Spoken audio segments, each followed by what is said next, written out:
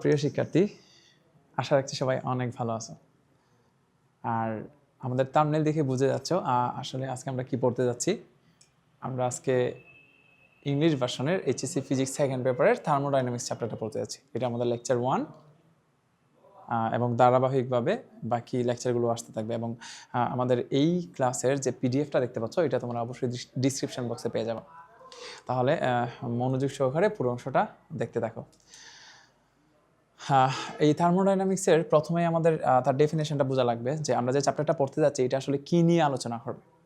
So এখানে বলা আছে যে তোমরা যদি এই জায়গাটা ভালো করে খেয়াল করো, এখানে স্পষ্টতই বলে দেওয়া আছে যে এই থার্মোডাইনামিক্স আসলে হিট এর সাথে ওয়ার্ক এবং এনার্জির যে রিলেশন এটা নিয়ে আলোচনা করে। সো ডেফিনেশনটা একটু দেখি। The branch of physics that discusses the relation between heat, energy and work is called thermodynamics. এক মার্কের কোয়েশনের জন্য আসতে পারে হোয়াট ইজ থার্মোডাইনামিক্স। তোমরা প্লিজ এটা একটু মেমোরাইজ করে রেখে দিও। আমি আর একটু সহজ করে বলতেছি। তোমরা যদি একটু ভালো করে খেয়াল করো, দেখবে এই যে হিট, তার যদি ইউনিট হিসাব করো তার ইউনিট কিন্তু জুল। সিমিলারলি ওয়ার্কের ইউনিটও কিন্তু জুল, অবশ্যই এনার্জির ইউনিটও কিন্তু জুল। আমরা এগুলো জানি, কিন্তু একসাথে করে হয়তো কখনো ভাবছি না যে এই হিট, ওয়ার্ক এবং এনার্জি সবার ইউনিটই আসলে জুল। যেহেতু এখানে হিট, ওয়ার্ক এবং এনার্জি সবার ইউনিটই জুল, এখন যদি জিজ্ঞেস করা হয় তাহলে যেহেতু সবার ইউনিটই জুল, অবশ্যই তাদের মধ্যে কোনো একটা রিলেশন আছে। আমাদের ফিজিক্সের যে এত ব্রাঞ্চ, তার মধ্যে যে ব্রাঞ্চের মধ্যে হিটের সাথে ওয়ার্ক এবং এনার্জির রিলেশন নিয়ে আলোচনা করা হয়, এটা হচ্ছে থার্মোডাইনামিক্স। আই হোপ এতটুকু সবাই বুঝছো। তাহলে আমরা এই অংশটা দেখি বুঝে যাব যে আসলে এই চ্যাপ্টারে কী নিয়ে আলোচনা করা হবে। হিট, এনার্জি, ওয়ার্ক এগুলো নিয়ে আলোচনা করা হবে। তো আমি ফার্স্টে এখানে একটা জিনিস একদম ক্লিয়ার করে রাখি। আমি জানি যে ম্যাক্সিমাম স্টুডেন্টস এখানে ভুল করবে। সবাই একটু দ্রুত কমেন্ট করে দিও, তাহলে আমি বুঝে যাবো যে তোমরা আসলে বুঝতেছো কিনা। আমি একটা কোয়েশন করব, ওইটা অবশ্যই সবাই কমেন্ট বক্সে জানিয়ে দাও। আমরা দুটা অবজেক্ট নিলাম, this is A and this is B. দুইটা সেপারেট, ফার্স্টে দুইটা একদম সেপারেট আছে, এটা এখন কনসিডার করার নিড নাই। তো এখানে যেটা দেখতে হবে, আমি বললাম যে এ যে অবজেক্টটা আছে তার টেম্পারেচার হচ্ছে 400 কেলভিন, এবং বি যে অবজেক্টটা আছে তার টেম্পারেচার হচ্ছে 300 কেলভিন। তাহলে আমরা যদি টেম্পারেচারের দিক দিয়ে একটু বিবেচনা করি, তাহলে বোঝা যাচ্ছে যে ফার্স্ট ওয়ানের টেম্পারেচারটা সেকেন্ড ওয়ানের চেয়ে বেশি। যেহেতু এটা 400 কেলভিন, এটা 300 কেলভিন, তাহলে আমরা টেম্পারেচারের দিক দিয়ে যদি কনসিডার করি, অবশ্যই প্রথমটার বেশি। অপরপক্ষে আমরা যদি প্রথমটার হিট এনার্জির অ্যামাউন্টটা বলি 100 জুল এবং দ্বিতীয়টার হিট এনার্জি হচ্ছে 150 জুল, তাহলে হিটের দিক দিয়ে যদি কনসিডার করি তাহলে দ্বিতীয়টার হিট কিন্তু বেশি। তাহলে Q2 is greater than Q1. Here T1 and T2 are the temperature and Q1 and Q2 are the heat energy. এখন ফার্স্টে এটা বোঝা লাগবে যে এটা কীভাবে সম্ভব, এটা কি আসলেই পসিবল যে একটার টেম্পারেচার বেশি আর একটার টেম্পারেচার হিসাব করলে প্রথমটার বেশি, কিন্তু হিট হিসাব করে দ্বিতীয়টার বেশি, এটা কি পসিবল কিনা। আমরা আসলে এই হিট অ্যান্ড টেম্পারেচার এই দুটোর মাঝে একটু তালগোল পাখায় যায়, দুটাটা সেম মনে হয়, কিন্তু অবশ্যই সেম না, অনেক অনেক অনেক পার্থক্য আছে। আমার আজকের প্রথম উদ্দেশ্যই হচ্ছে তোমাদেরকে এটা একটু ভালো করে বোঝানো যে হিট আর টেম্পারেচার আসলে সেম না। এবং এটা বোঝানোর জন্য আমি এখানে কিছু প্রশ্ন করতেছি, সবাই একটু মনোযোগ দিয়ে শোনো। আমার প্রথম প্রশ্নটা ছিল এমন যে প্রথমটার টেম্পারেচার বেশি কিন্তু দ্বিতীয়টার হিট এনার্জি বেশি, এটা হতে পারে কিনা। উত্তর হচ্ছে যে হতে পারে। আমি একটা এক্সাম্পল দিই। ধরে নাও আমাদের বাসায় যে চুলা আছে, চুলার নর্মালি দুইটা পার্টস থাকে, নর্মালি দুইটা থাকে, একটাও থাকতে পারে, নর্মালি দুইটা থাকে। তো এই যে দুইটা চুলা, আমরা যদি একটা পাত্রের মধ্যে 1 লিটার পানি নেই এবং অপর একটা পাত্রের মধ্যে যদি 10 লিটার পানি নেই, ইট মিনস অনেক বেশি, 10 টাইমস। একটাতে 1 লিটার আর এটাতে হচ্ছে 10 লিটার্স। এখন আমরা যেটা করব, দুইটারেই চুলার মধ্যে বসালাম। যেটা 1 লিটার তারে 5 মিনিট যাবত হিটের মধ্যে রাখছি, মানে আগুন জ্বালায় রাখছি 5 মিনিট। অপরপক্ষে যেটা 10 লিটার তারে 10 মিনিট চুলার মধ্যে বসায় রাখছি। তাহলে যে 1 লিটার 5 মিনিট, যে 10 লিটার ওরে 10 মিনিট।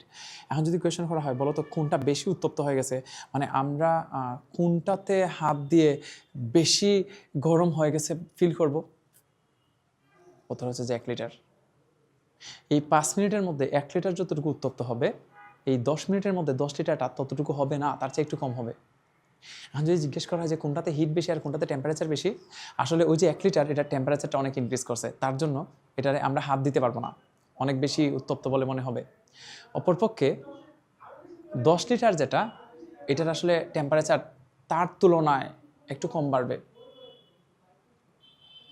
কিন্তু এখন যদি আমরা হিটের অ্যামাউন্টটা চিন্তা করি, আসলে যে 1 লিটার তারে 5 মিনিটের মধ্যে যতটুকু তাপ দেওয়া হয়েছে বা তার যতটুকু হিট এনার্জি কনজিউম করছে, তার চেয়ে এই 10 লিটার 10 মিনিটে অনেক বেশি হিট কনজিউম করছে। তাহলে আমরা যদি হিটের কথা চিন্তা করি, 1 লিটারের চেয়ে 10 লিটারে হিট অনেক বেশি, কারণ তারা 10 মিনিট যাবত দেওয়া হচ্ছিল। কিন্তু ওই 5 মিনিটের মধ্যে 1 লিটারের টেম্পারেচার যতটুকু ইনক্রিজ করছে, ওই 10 মিনিটের মধ্যে 10 লিটারের টেম্পারেচার ততটুকু ইনক্রিজ করছে না। তাহলে আমি এখান থেকে বোঝাতে চাচ্ছি 1 লিটারের টেম্পারেচার বেশি হয়ে গেছে, কিন্তু 10 লিটারের টেম্পারেচার কম। কিন্তু হিট যদি আমরা কনসিডার করি, 1 লিটারের হিট যতটুকু 10 লিটারের হিট আরও অনেক বেশি। তাহলে এমন হতেই পারে, ইট মিনস যার হিট বেশি তার টেম্পারেচার বেশি হতে হবে, যার টেম্পারেচার বেশি তার হিট বেশি হতে হবে, এমন কোনো কথা নাই। উল্টাটা হতে পারে।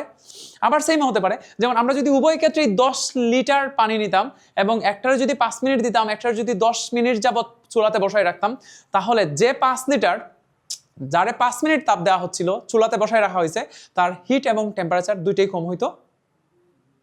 যদি কনসিডার করি যারে 10 লিটার 10 মিনিট যাবত তাপ দেওয়া হচ্ছে তার তুলনায়। আই হোপ এতটুকু বুঝতে পারছো। তাহলে আমরা একটা ক্লিয়ার সিদ্ধান্ত নিই, হিট বেশি মিনস টেম্পারেচার বেশি, অবশ্যই না। অথবা টেম্পারেচার বেশি মানে হিট বেশি হতে হবে এমন কোনো কথা না, নাও হতে পারে, হতেও পারে। হিটের সাথে টেম্পারেচারের এমন কোনো রিলেশন নাই যে হিট বেশি বিদায় টেম্পারেচারও বেশি হতে হবে। আই হোপ এতটুকু বুঝছো। চলো আমরা এখান থেকে একটা এক্সাম্পল দিয়ে ক্লিয়ার হই। এখন বুঝলাম যে এরকম ঘটনা ঘটতে পারে। আমাদের নেক্সট কোয়েশন হচ্ছে, আমরা যদি কোনো একটা কন্ডাক্টর দিয়ে, যার মধ্যে দিয়ে হিট ট্রান্সমিট হতে পারবে, এরকম একটা কন্ডাক্টর দিয়ে যদি এটা কানেক্ট করে দিই এবং যদি কোয়েশন করা হয়, বলো তো হিট কোনটা থেকে কোনটাতে যাবে? হিট কি এ থেকে বি এর দিকে যাবে নাকি বি থেকে এর দিকে যাবে? প্লিজ তাড়াতাড়ি একটু জানাও, তাড়াতাড়ি জানাও, আমি 5 সেকেন্ড সময় নিচ্ছি। এ থেকে বি নাকি বি থেকে? আমি পরে এখনই ক্লিয়ার করে দিব, বাট তোমরা আগে একটু আমাকে জানাও প্লিজ কমেন্ট বক্সে।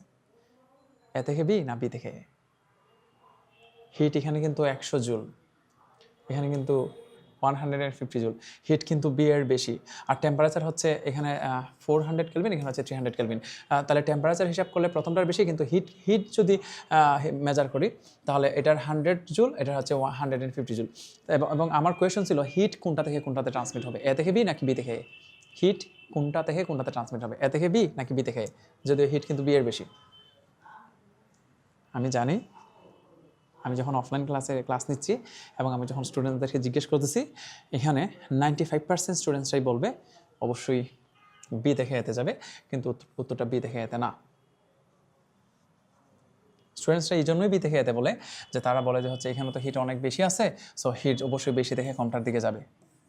উত্তর হচ্ছে যে না, হিট কোন দিক থেকে কোন দিকে যাবে এটা আসলে হিটের অ্যামাউন্টের উপর ডিপেন্ড করে না। হিট কোন দিক থেকে কোন দিকে যাবে এটা আসলে ডিপেন্ড করে টেম্পারেচারের উপর। এবং একদম টেম্পারেচারের ডেফিনেশনই হচ্ছে এটা, কোন অবজেক্টটা হিট কনজিউম করবে আর কোনটা ট্রান্সমিট করবে, এটা টোটালি নির্ভর করতেছে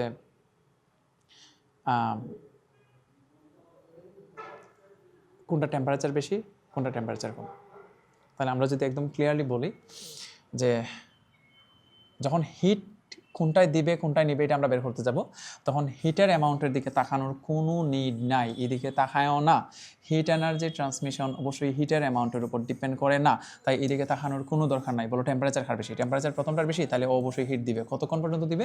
যতক্ষণ পর্যন্ত না টেম্পারেচার সেম হয়, যতক্ষণ পর্যন্ত না T1 এবং T2 দুজন ইকুয়াল হয়ে গেছে, তারা হিট দিতেই থাকবে। কি দিতে থাকবে? T1 তারে T2 রে দিতেই থাকবে। কতক্ষণ পর্যন্ত দিতে থাকবে? কতক্ষণ পর্যন্ত দিতে থাকবে? যতক্ষণ পর্যন্ত না T1 এবং T2 ইকুয়াল হয়। যখন T1 এবং T2 ইকুয়াল হয়ে যাবে, এটার বলা হয় ইকুইলিব্রিয়াম পজিশন, এবং এই অবস্থায় টেম্পারেচার আর দেয়া নেয়া করবে না, আর ট্রান্সমিট হবে না। এখানে একটা ফিগার ড্র করে রাখছি এই জন্যই যেন আমি তোমাদেরকে বোঝাতে পারি। আমাদেরকে 9-10 এরকম একটা কিছু বোঝানো হয় যে আমরা যদি এ এবং বি অংশটা দেখি, এখানে একটা কর্ক দিয়ে এটা আটকানো আছে, তাহলে তুমি যদি এখানে ওয়াটারের লেভেল চিন্তা করো, তাহলে এখানে কিন্তু লেভেল অনেক বেশি, অনেক হাইট অনেক বেশি, বাট অ্যামাউন্ট যদি হিসাব করি, অ্যামাউন্ট কিন্তু এখানে বেশি। তাহলে ওয়াটারের অ্যামাউন্ট যদি হিসাব করি, বিতে বেশি বাট হাইট কম, আবার এতে হাইট বেশি কিন্তু অ্যামাউন্টটা কম। এখন যদি আমরা এই কর্কটা ওটাই দেই, ফ্রি করে দেই, তাহলে ওয়াটার কোন দিক থেকে কোন দিকে যাবে? অবশ্যই আমরা জানি যেদিকে হাইট বেশি ওই দিক থেকে, যেদিকে হাইট কম ওই দিকে যায়। এখন দেখো, বিতে ওয়াটার অলরেডি বেশি আছে, কিন্তু তাও ওয়াটার এ থেকে বিতেই যাবে। এই যে এ থেকে বিতেই যাবে, এই যে এ থেকে বিতেই যাবে, এটা দ্বারা বোঝানো হয় যে ওয়াটারের কোন দিক থেকে কোন দিকে যাবে, এটা কিন্তু ওয়াটারের অ্যামাউন্টের উপর ডিপেন্ড করে না, ডিপেন্ড করে হাইটের উপর।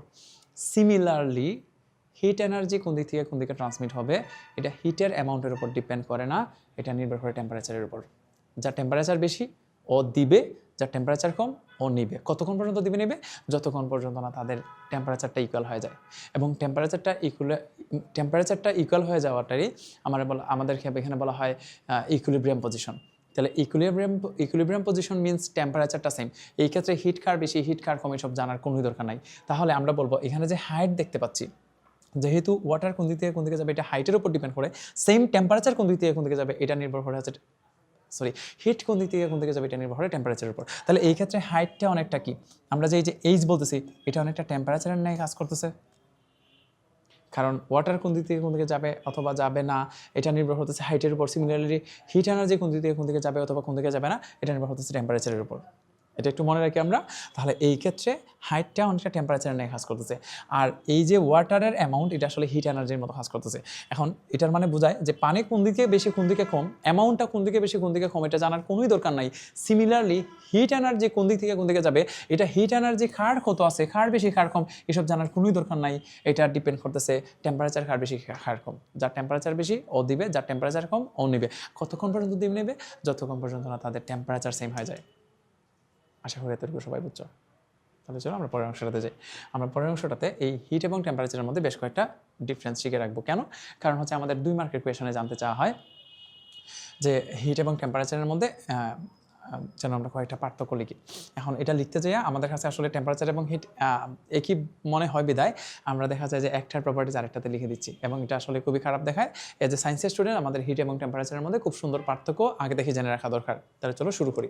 প্রথমে বলা আছে যে হিট হচ্ছে the heat is a form of energy that gives the sensation of heat or cold. আমরা যেটা ফিল করতে পারি এটা হচ্ছে হিট। অপরপক্ষে temperature is the thermal condition of a body that determines whether it will absorb or release heat when it conduct with another body. আমরা যেটা বলতেছিলাম একটা বডি ওর একটা অবজেক্ট হিট দিবে নাকি নিবে, এটা অ্যাবজর্ব করবে নাকি রিলিজ করবে, এটা টোটালি ডিপেন্ড করতেছে টেম্পারেচারের উপর। আশা করি এতটুকু বুঝছো। The flow of heat does not depends on it's measurement. দেখো এখানে স্পষ্টতই বলা আছে যে হিট কোন দিকে ট্রান্সমিট হবে, এটার ফ্লো কোন দিকে হবে এটা অবশ্যই তার মেজারমেন্টের উপর ডিপেন্ড করে না। The flow of heat depends on temperature. কি জানি আমরা? টেম্পারেচারের উপর ডিপেন্ড করবে হিট কোন দিকে ফ্লো হবে। পরেরটা the unit of heat is joule. তাহলে হিটের ইউনিট হচ্ছে joule, and the unit of temperature is kelvin. আমরা অবশ্যই জানি ইউনিটের যে টেম্পারেচার যে এসআই ইউনিট এটা হচ্ছে কেলভিন। অপরপক্ষে the branch of physics that deals with the measurement of heat is called calorimetry. And on the other hand, the branch of physics that deals with the measurement of temperature is called thermometry. So one is called calorimetry and another is called thermometry. The instrument used to measurement heat is called calorimeter. আমরা জানি hit measure করা হয় calorimeter দিয়ে, and on the other hand temperature measure করা হয় thermometer দিয়ে। আশা করি তোমাদের আর কোনো অসুবিধা হবে না। খুবই ভালো হয় যদি আমাদের এই পিডিএফটা দেখে দেখে তোমরা একবার খাতায় নোট করে নাও, একবার লিখলে আর ভুলবা না। আশা করি বুঝছো। চলো আমাদের পরবর্তী কোয়েশনে যাই। এখানে আমাদের এর পরবর্তী টপিকগুলো বুঝতে হলে আমাদের ফার্স্টে যে বোঝা লাগবে what is meant by a thermometric property. আমাদের বোঝা লাগবে যে থার্মোমেট্রিক প্রপার্টি কি। আচ্ছা এটা পড়ার আগে একবার পরে ফেলি, তারপর আমি আমার মতো এক্সপ্লেন করবো। A thermometric property is a physical property of a substance that changes in a regular and measurable way with temperature and can therefore be used to measure temperature accurately. প্রত্যেকটা সাবস্টেন্সের প্রত্যেকটা অবজেক্টের এরকম কিছু বৈশিষ্ট্য আছে যে বৈশিষ্ট্যগুলো দেখে আমরা যে বৈশিষ্ট্যগুলোর সাহায্য নিয়ে আমরা থার্মোমিটারের বৈশিষ্ট্যগুলো ফলো করে কোনো একটা অবজেক্টের টেম্পারেচার মেজার করতে পারবো, অথবা যে বৈশিষ্ট্যগুলার রেগুলার চেঞ্জেস ফলো করে আমরা কোনো একটা অবজেক্টের টেম্পারেচার মেজার করতে পারবো। এগুলো হচ্ছে থার্মোমেট্রিক প্রপার্টি। আরও সহজে বলতে গেলে প্রত্যেকটা অবজেক্টের যে কোনো একটা সাবস্টেন্সের কিছু প্রপার্টিজ আছে যে প্রপার্টিজগুলো টেম্পারেচারের সাথে খুব সুন্দরভাবে চেঞ্জ হয়।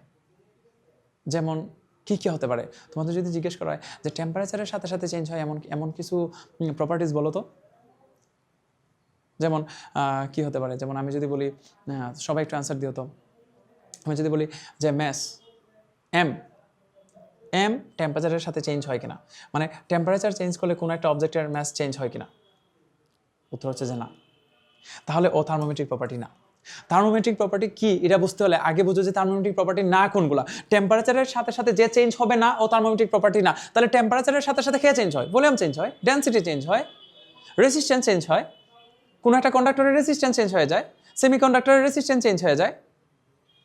তাহলে যারা টেম্পারেচারের সাথে সাথে চেঞ্জ হয় তারা হচ্ছে থার্মোমেট্রিক প্রপার্টি। দেখো example of thermometric properties include the volume, electric resistance, pressure, ETC of a substance. আশা করি এতটুকু বুঝছো। তাহলে যে প্রপার্টিসগুলা টেম্পারেচার চেঞ্জ হলে চেঞ্জ হয়ে যায় এটা হচ্ছে থার্মোমেট্রিক প্রপার্টি। চলো আমরা পরে দুটা ফিক্সড পয়েন্ট শিখবো। আমাদের থার্মোডাইনামিক্সে টোটাল ফিক্সড পয়েন্টস আছে 3টা, তার মধ্যে আমরা এখনই 2টা শিখে ফেলবো এবং একটু পরে আরেকটা শিখবো। তো একটু মনে রেখো যে আসলে ফিক্সড পয়েন্টস বলতে কী বোঝায় এখনই বুঝবো না, আমি একটু একটু করে বলতেছি। তো অনেকগুলো ফিক্সড পয়েন্টের মধ্যে আমরা থার্মোডাইনামিক্সে 3টা ফিক্সড পয়েন্টের সাথে পরিচিত হবো। First one is ice point or freezing point of a water, or এটারে শুধু আইস পয়েন্ট বলা যেতে পারে। আর আরেকটা হচ্ছে যে steam point or boiling point of water. একটার বলা হয় আইস পয়েন্ট, একটা হচ্ছে স্টিম পয়েন্ট। আইস পয়েন্টে টিটা আইস দ্বারা ডিফাইন করা হয় অ্যান্ড স্টিম পয়েন্টে টিটা স্টিম। তো আমি আগে একটা কাহিনী বলি, তাহলে বুঝতে একদম সহজ হবে। তোমরা একদম ওইভাবে চিন্তা করো যে যখন পর্যন্ত টেম্পারেচার মেজার করার জন্য কোনো রকমের যন্ত্র আবিষ্কার হয়েছে না, কোনো রকমের টুলস নাই, তো একদম প্রথম দিকে যখন পদার্থবিদ্যা কোনো একটা অবজেক্টের টেম্পারেচার মেজার করতে যাচ্ছে তখন পর্যন্ত তো তারা ডিগ্রি সেন্টিগ্রেড কেলভিন হিসেবের সাথে পরিচিত না, তাহলে তারা কীভাবে মেজার করবে? সো তারা খুব সুন্দর একটা ওয়ে এইভাবে আনছে একদম প্রথম দিকের কথা, যে তারা ফার্স্টে প্রেশারটারে স্ট্যান্ডার্ড অ্যাটমসফিয়ারিক প্রেশারে নিয়েছে। আমরা জানি যেটা 1 অ্যাটমসফিয়ার, অর প্যাসকেলে বললে 1.0132 × 10⁵ প্যাসকেল, 1 অ্যাটমসফিয়ার, যেটা হচ্ছে স্ট্যান্ডার্ড অ্যাটমসফিয়ারিক প্রেশারটা এতটুকু রাখার পর তারা কিছু পরিমাণ পানি নিছে। এখন পানির টেম্পারেচার একটু একটু করে ডিক্রিজ করতেছে করতে হঠাৎ একটা সময় দেখতেছে যে এই পানিটা কেমন জানি আইস হতে শুরু করে দিছে। এখন যে পয়েন্টে যাওয়ার পর ওনারা দেখতেছেন যে পানিটা জমতে শুরু করে দিছে, এটা নামে হচ্ছে আইস পয়েন্ট, এবং এটারই আইস পয়েন্ট বা ফ্রিজিং পয়েন্ট অফ ওয়াটার বলা হয়। এবং পরবর্তীতে এটার মান ধরা হয়েছে 0 ডিগ্রি সেন্টিগ্রেড। এই জন্যই আমরা আজকাল শিখি 0 ডিগ্রি সেন্টিগ্রেড তাপমাত্রায় পানি জমতে শুরু করে দেয়।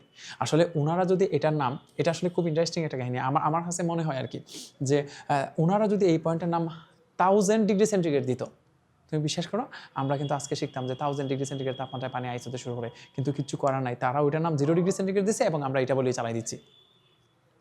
তাহলে বিষয়টা হচ্ছে কি, প্রথমত প্রেশারের কথা অবশ্যই উল্লেখ করে দিতে হবে। কেন? কারণ প্রেশারটা যদি একটু এদিক সেদিক হয় তাহলে পানি হয়তো এর আগেই অথবা 0 ডিগ্রি সেন্টিগ্রেডের পরে হয়তো জমতে শুরু করবে, 0 ডিগ্রি সেন্টিগ্রেডে হয়তো জমতে শুরু করবে না যদি প্রেশারটা 1 ডিগ্রি সেন্টিগ্রেডে না থাকে। তা কি বলছি, 1 অ্যাটমসফিয়ারে না থাকে, সরি। তাহলে আমরা যদি স্ট্যান্ডার্ড অ্যাটমসফিয়ারিক প্রেশারটা নেই, মানে 1 অ্যাটমসফিয়ারে নেই, এই অবস্থায় যে পয়েন্টে পানিটা জমতে শুরু করে দেবে, this is called ice point. এখন একটু ডেফিনেশনটা পড়ি। It is the temperature at which pure water freezes at standard atmospheric pressure. Historically used as a defining point 0 degree centigrade in the Celsius scale. আশা করি বুঝতে পারছো। এখন তাহলে স্টিম পয়েন্টের কাহিনীটা কী ছিল? স্টিম পয়েন্টের কাহিনীটা ছিল এমন যে ঠিক একই রকম ওই পানিটার টেম্পারেচার ইনক্রিজ করতে একটা পয়েন্টে আসার পর দেখতেছে যে পানিটা আসলে স্টিম হতে শুরু করে দিছে। যে টেম্পারেচারে নিলে পরে ওই পানিটা পিওর ওয়াটার যেটা, এটা স্টিম হতে শুরু করে দিছে, ওইটার নাম দিয়েছে স্টিম পয়েন্ট। এবং পরবর্তীতে তার মান ধরা হয়েছে 100 ডিগ্রি সেন্টিগ্রেড। এই জন্যই আমরা আজকে শিখি 100 ডিগ্রি সেন্টিগ্রেডে নেওয়ার পর পানিটা আসলে স্টিম হতে শুরু করে দেয়। কিন্তু এটাও সেম কাহিনী। এটার যদি তারা আমার কাছে মনে হয় এটা যদি তারা 5000 ডিগ্রি সেন্টিগ্রেড বলতো, আমরা কিন্তু আজকে শিখতাম যে 5000 ডিগ্রি সেন্টিগ্রেড তাপমাত্রায় পানি আসলে স্টিম হতে শুরু করে দেয়। কিন্তু কিছু করার নাই, তারা এটার নাম 100 ডিগ্রি সেন্টিগ্রেড দিছে, তাই আমরা এটা আমরা শিখে যাচ্ছে 100 ডিগ্রি সেন্টিগ্রেড তাপমাত্রায় পানি আসলে বাষ্প হতে শুরু করে দেয় বা স্টিম হতে শুরু করে দেয়। আশা করি এতটুকু বুঝছো। এবং এটার মান ধরা হয়েছে কত? 100 ডিগ্রি সেন্টিগ্রেড। জাস্ট তারা ধরে নিছে এবং আমরা মুখস্থ করতেছি। তবে উভয় ক্ষেত্রেই এটা অবশ্যই বলে দিতে হবে যে এটা হচ্ছে স্ট্যান্ডার্ড অ্যাটমসফিয়ারিক প্রেশারে। তাহলে প্লিজ আমরা একটা ডেফিনেশনটা পড়ি। It is the temperature at which pure water বয়েলস at standard atmospheric pressure. The other historical defining point of the Celsius scale in 100 degree centigrade. এটাও বেশ গুরুত্বপূর্ণ। আর আচ্ছা, আমরা যদি এটা এইভাবে একটু ড্র করি, সবাই একটু প্লিজ এইভাবে একটু চিন্তা করো যে আমরা আইস পয়েন্টের কথা চিন্তা করি। আইস পয়েন্টটা কী ছিল?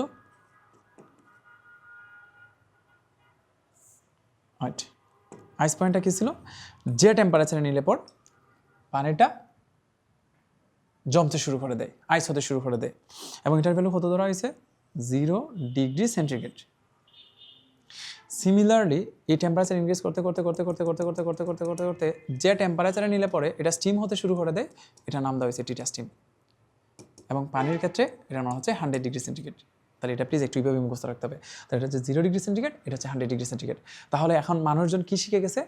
যে পয়েন্টে নিলে পরে পানিটা জমতে শুরু করে দেয় এটা হচ্ছে 0 ডিগ্রি সেন্টিগ্রেড, এবং যে টেম্পারেচারে যাওয়ার পর এটা 100 স্টিম হতে শুরু করে দেয় এটা হচ্ছে স্টিম পয়েন্ট। এখন তারা কী করছে দেখো, এই যে গ্যাপটা, এই যে বিশাল বড় একটা গ্যাপ, টিটা স্টিম অ্যান্ড টিটা আইস, আমরা যদি এই পুরো অংশটারে ইকুয়ালি ডিভাইড করে দিই, কতটা ভাগে? ইকুয়ালি যদি 100টা পার্টস করে নেই, 100, তাহলে প্রত্যেকটা পার্টে কত করে পড়ছে? 1 ডিগ্রি সেন্টিগ্রেড। এইভাবে আসলে 1 ডিগ্রি সেন্টিগ্রেড আবিষ্কার করা হয়ে গেছে। আর যখন 1 ডিগ্রি সেন্টিগ্রেড আবিষ্কার করা হয়ে গেছে, তখন আসলে 2 ডিগ্রি 3 ডিগ্রি সব কোনো ব্যাপারই না। এই 1 ডে যদি 2 টাইমস করে দিই 2 ডিগ্রি, 3 টাইমস করে দিই 3 ডিগ্রি, এইভাবে আসলে বাকিগুলো আবিষ্কার হয়েছে। তাহলে তারা প্রথমে আসলে 0 ডিগ্রি সেন্টিগ্রেড আবিষ্কার করছে, দেন হচ্ছে 100 ডিগ্রি, এবং তারা মাঝের গ্যাপটারে ইকুয়ালি ডিভাইড করে নিছে 100টা ভাগে, এবং এতে যেটা হয়েছে প্রত্যেকটা পার্টে আসলে 1 ডিগ্রি সেন্টিগ্রেড পড়ছে।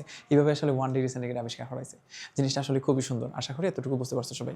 এবং পরবর্তীতে এখানে আরেকটা স্কেল আবিষ্কার হয়েছে, তোমরা হয়তো জানো, যেটারে আমরা বলি হচ্ছে ক্যালভিন স্কেলে। ক্যালভিন স্কেল হচ্ছে, এটার বলা হয় 273 ক্যালভিন। কত ক্যালভিন?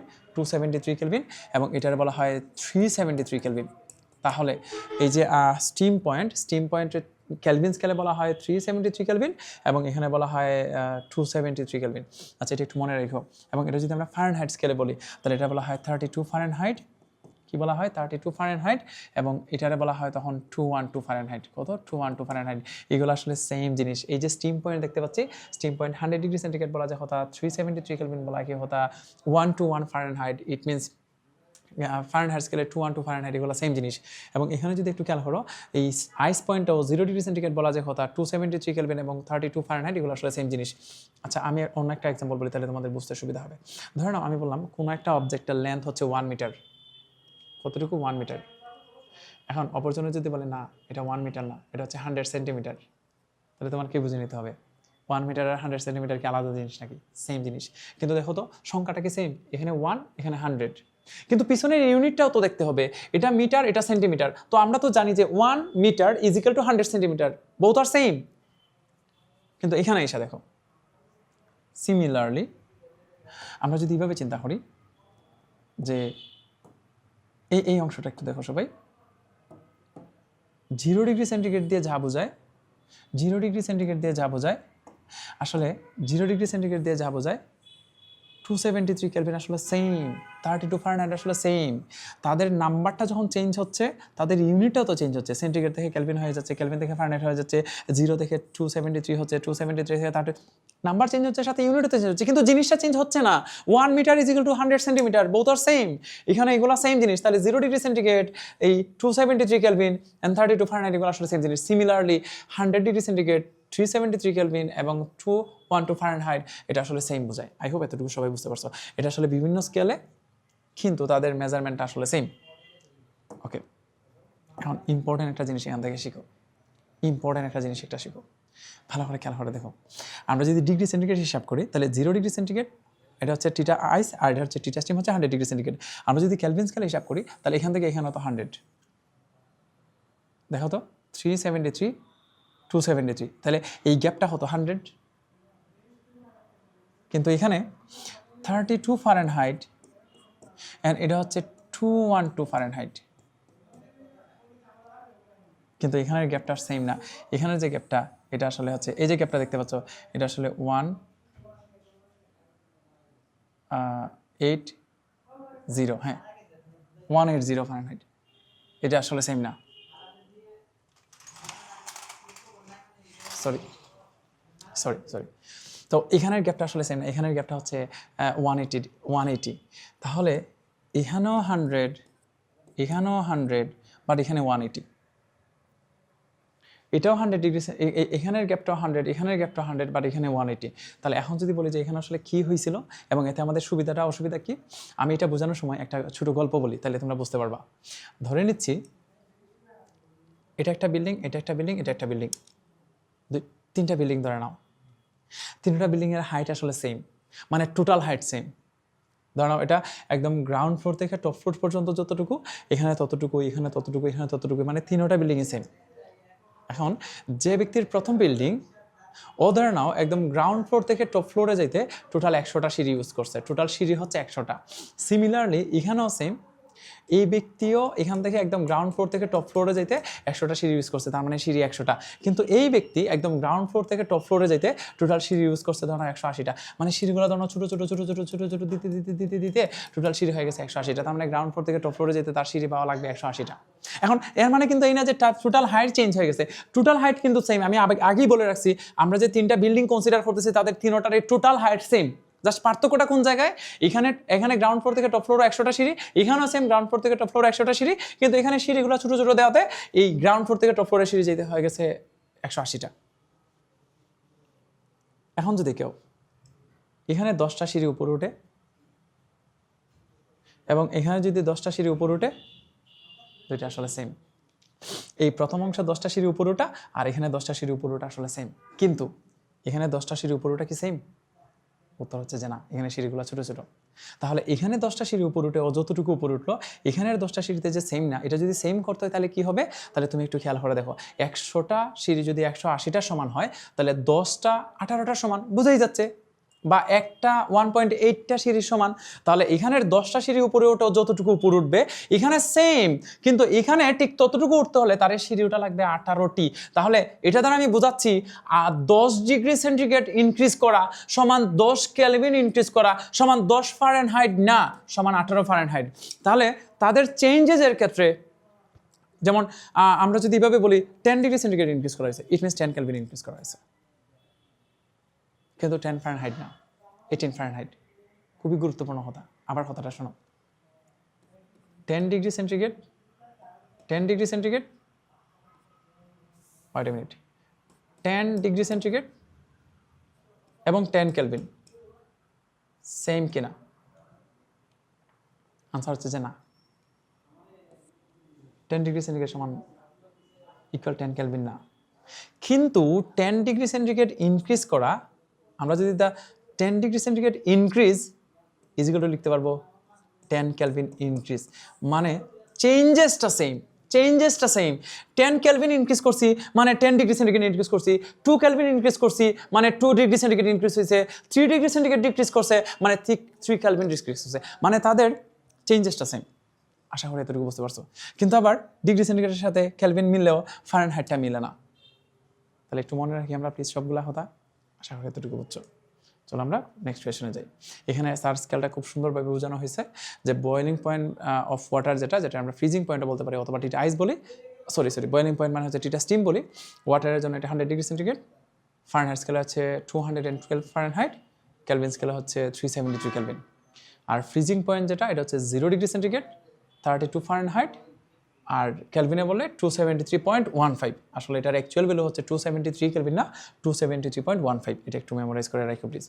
আর অ্যাবসলিউট 0 পয়েন্টটা হচ্ছে, তো আমরা এটা মেমোরাইজ জানি, তাও একটু মনে রাখতে পারি। আমরা যেটা বলতাম, তোমাদের মনে আছে কিনা, যে আমি এটারে পড়াই এইভাবে, যে কেউ যদি আমাদের কাছে বলে যে বলো তো অ্যাবসলিউট 0 টেম্পারেচার কত, বলবা ওকে, ইট মিনস 0 কেলভিন। আর এটার সমতুল্য যে সেলসিয়াস স্কেল, এটা তোমরা নিজে নিজে বের করতে পারবা। আশা করি এতটুকু আমরা বুঝছি। আমরা পরের অংশটা একটু দেখি। পরের অংশটা হচ্ছে, সরি,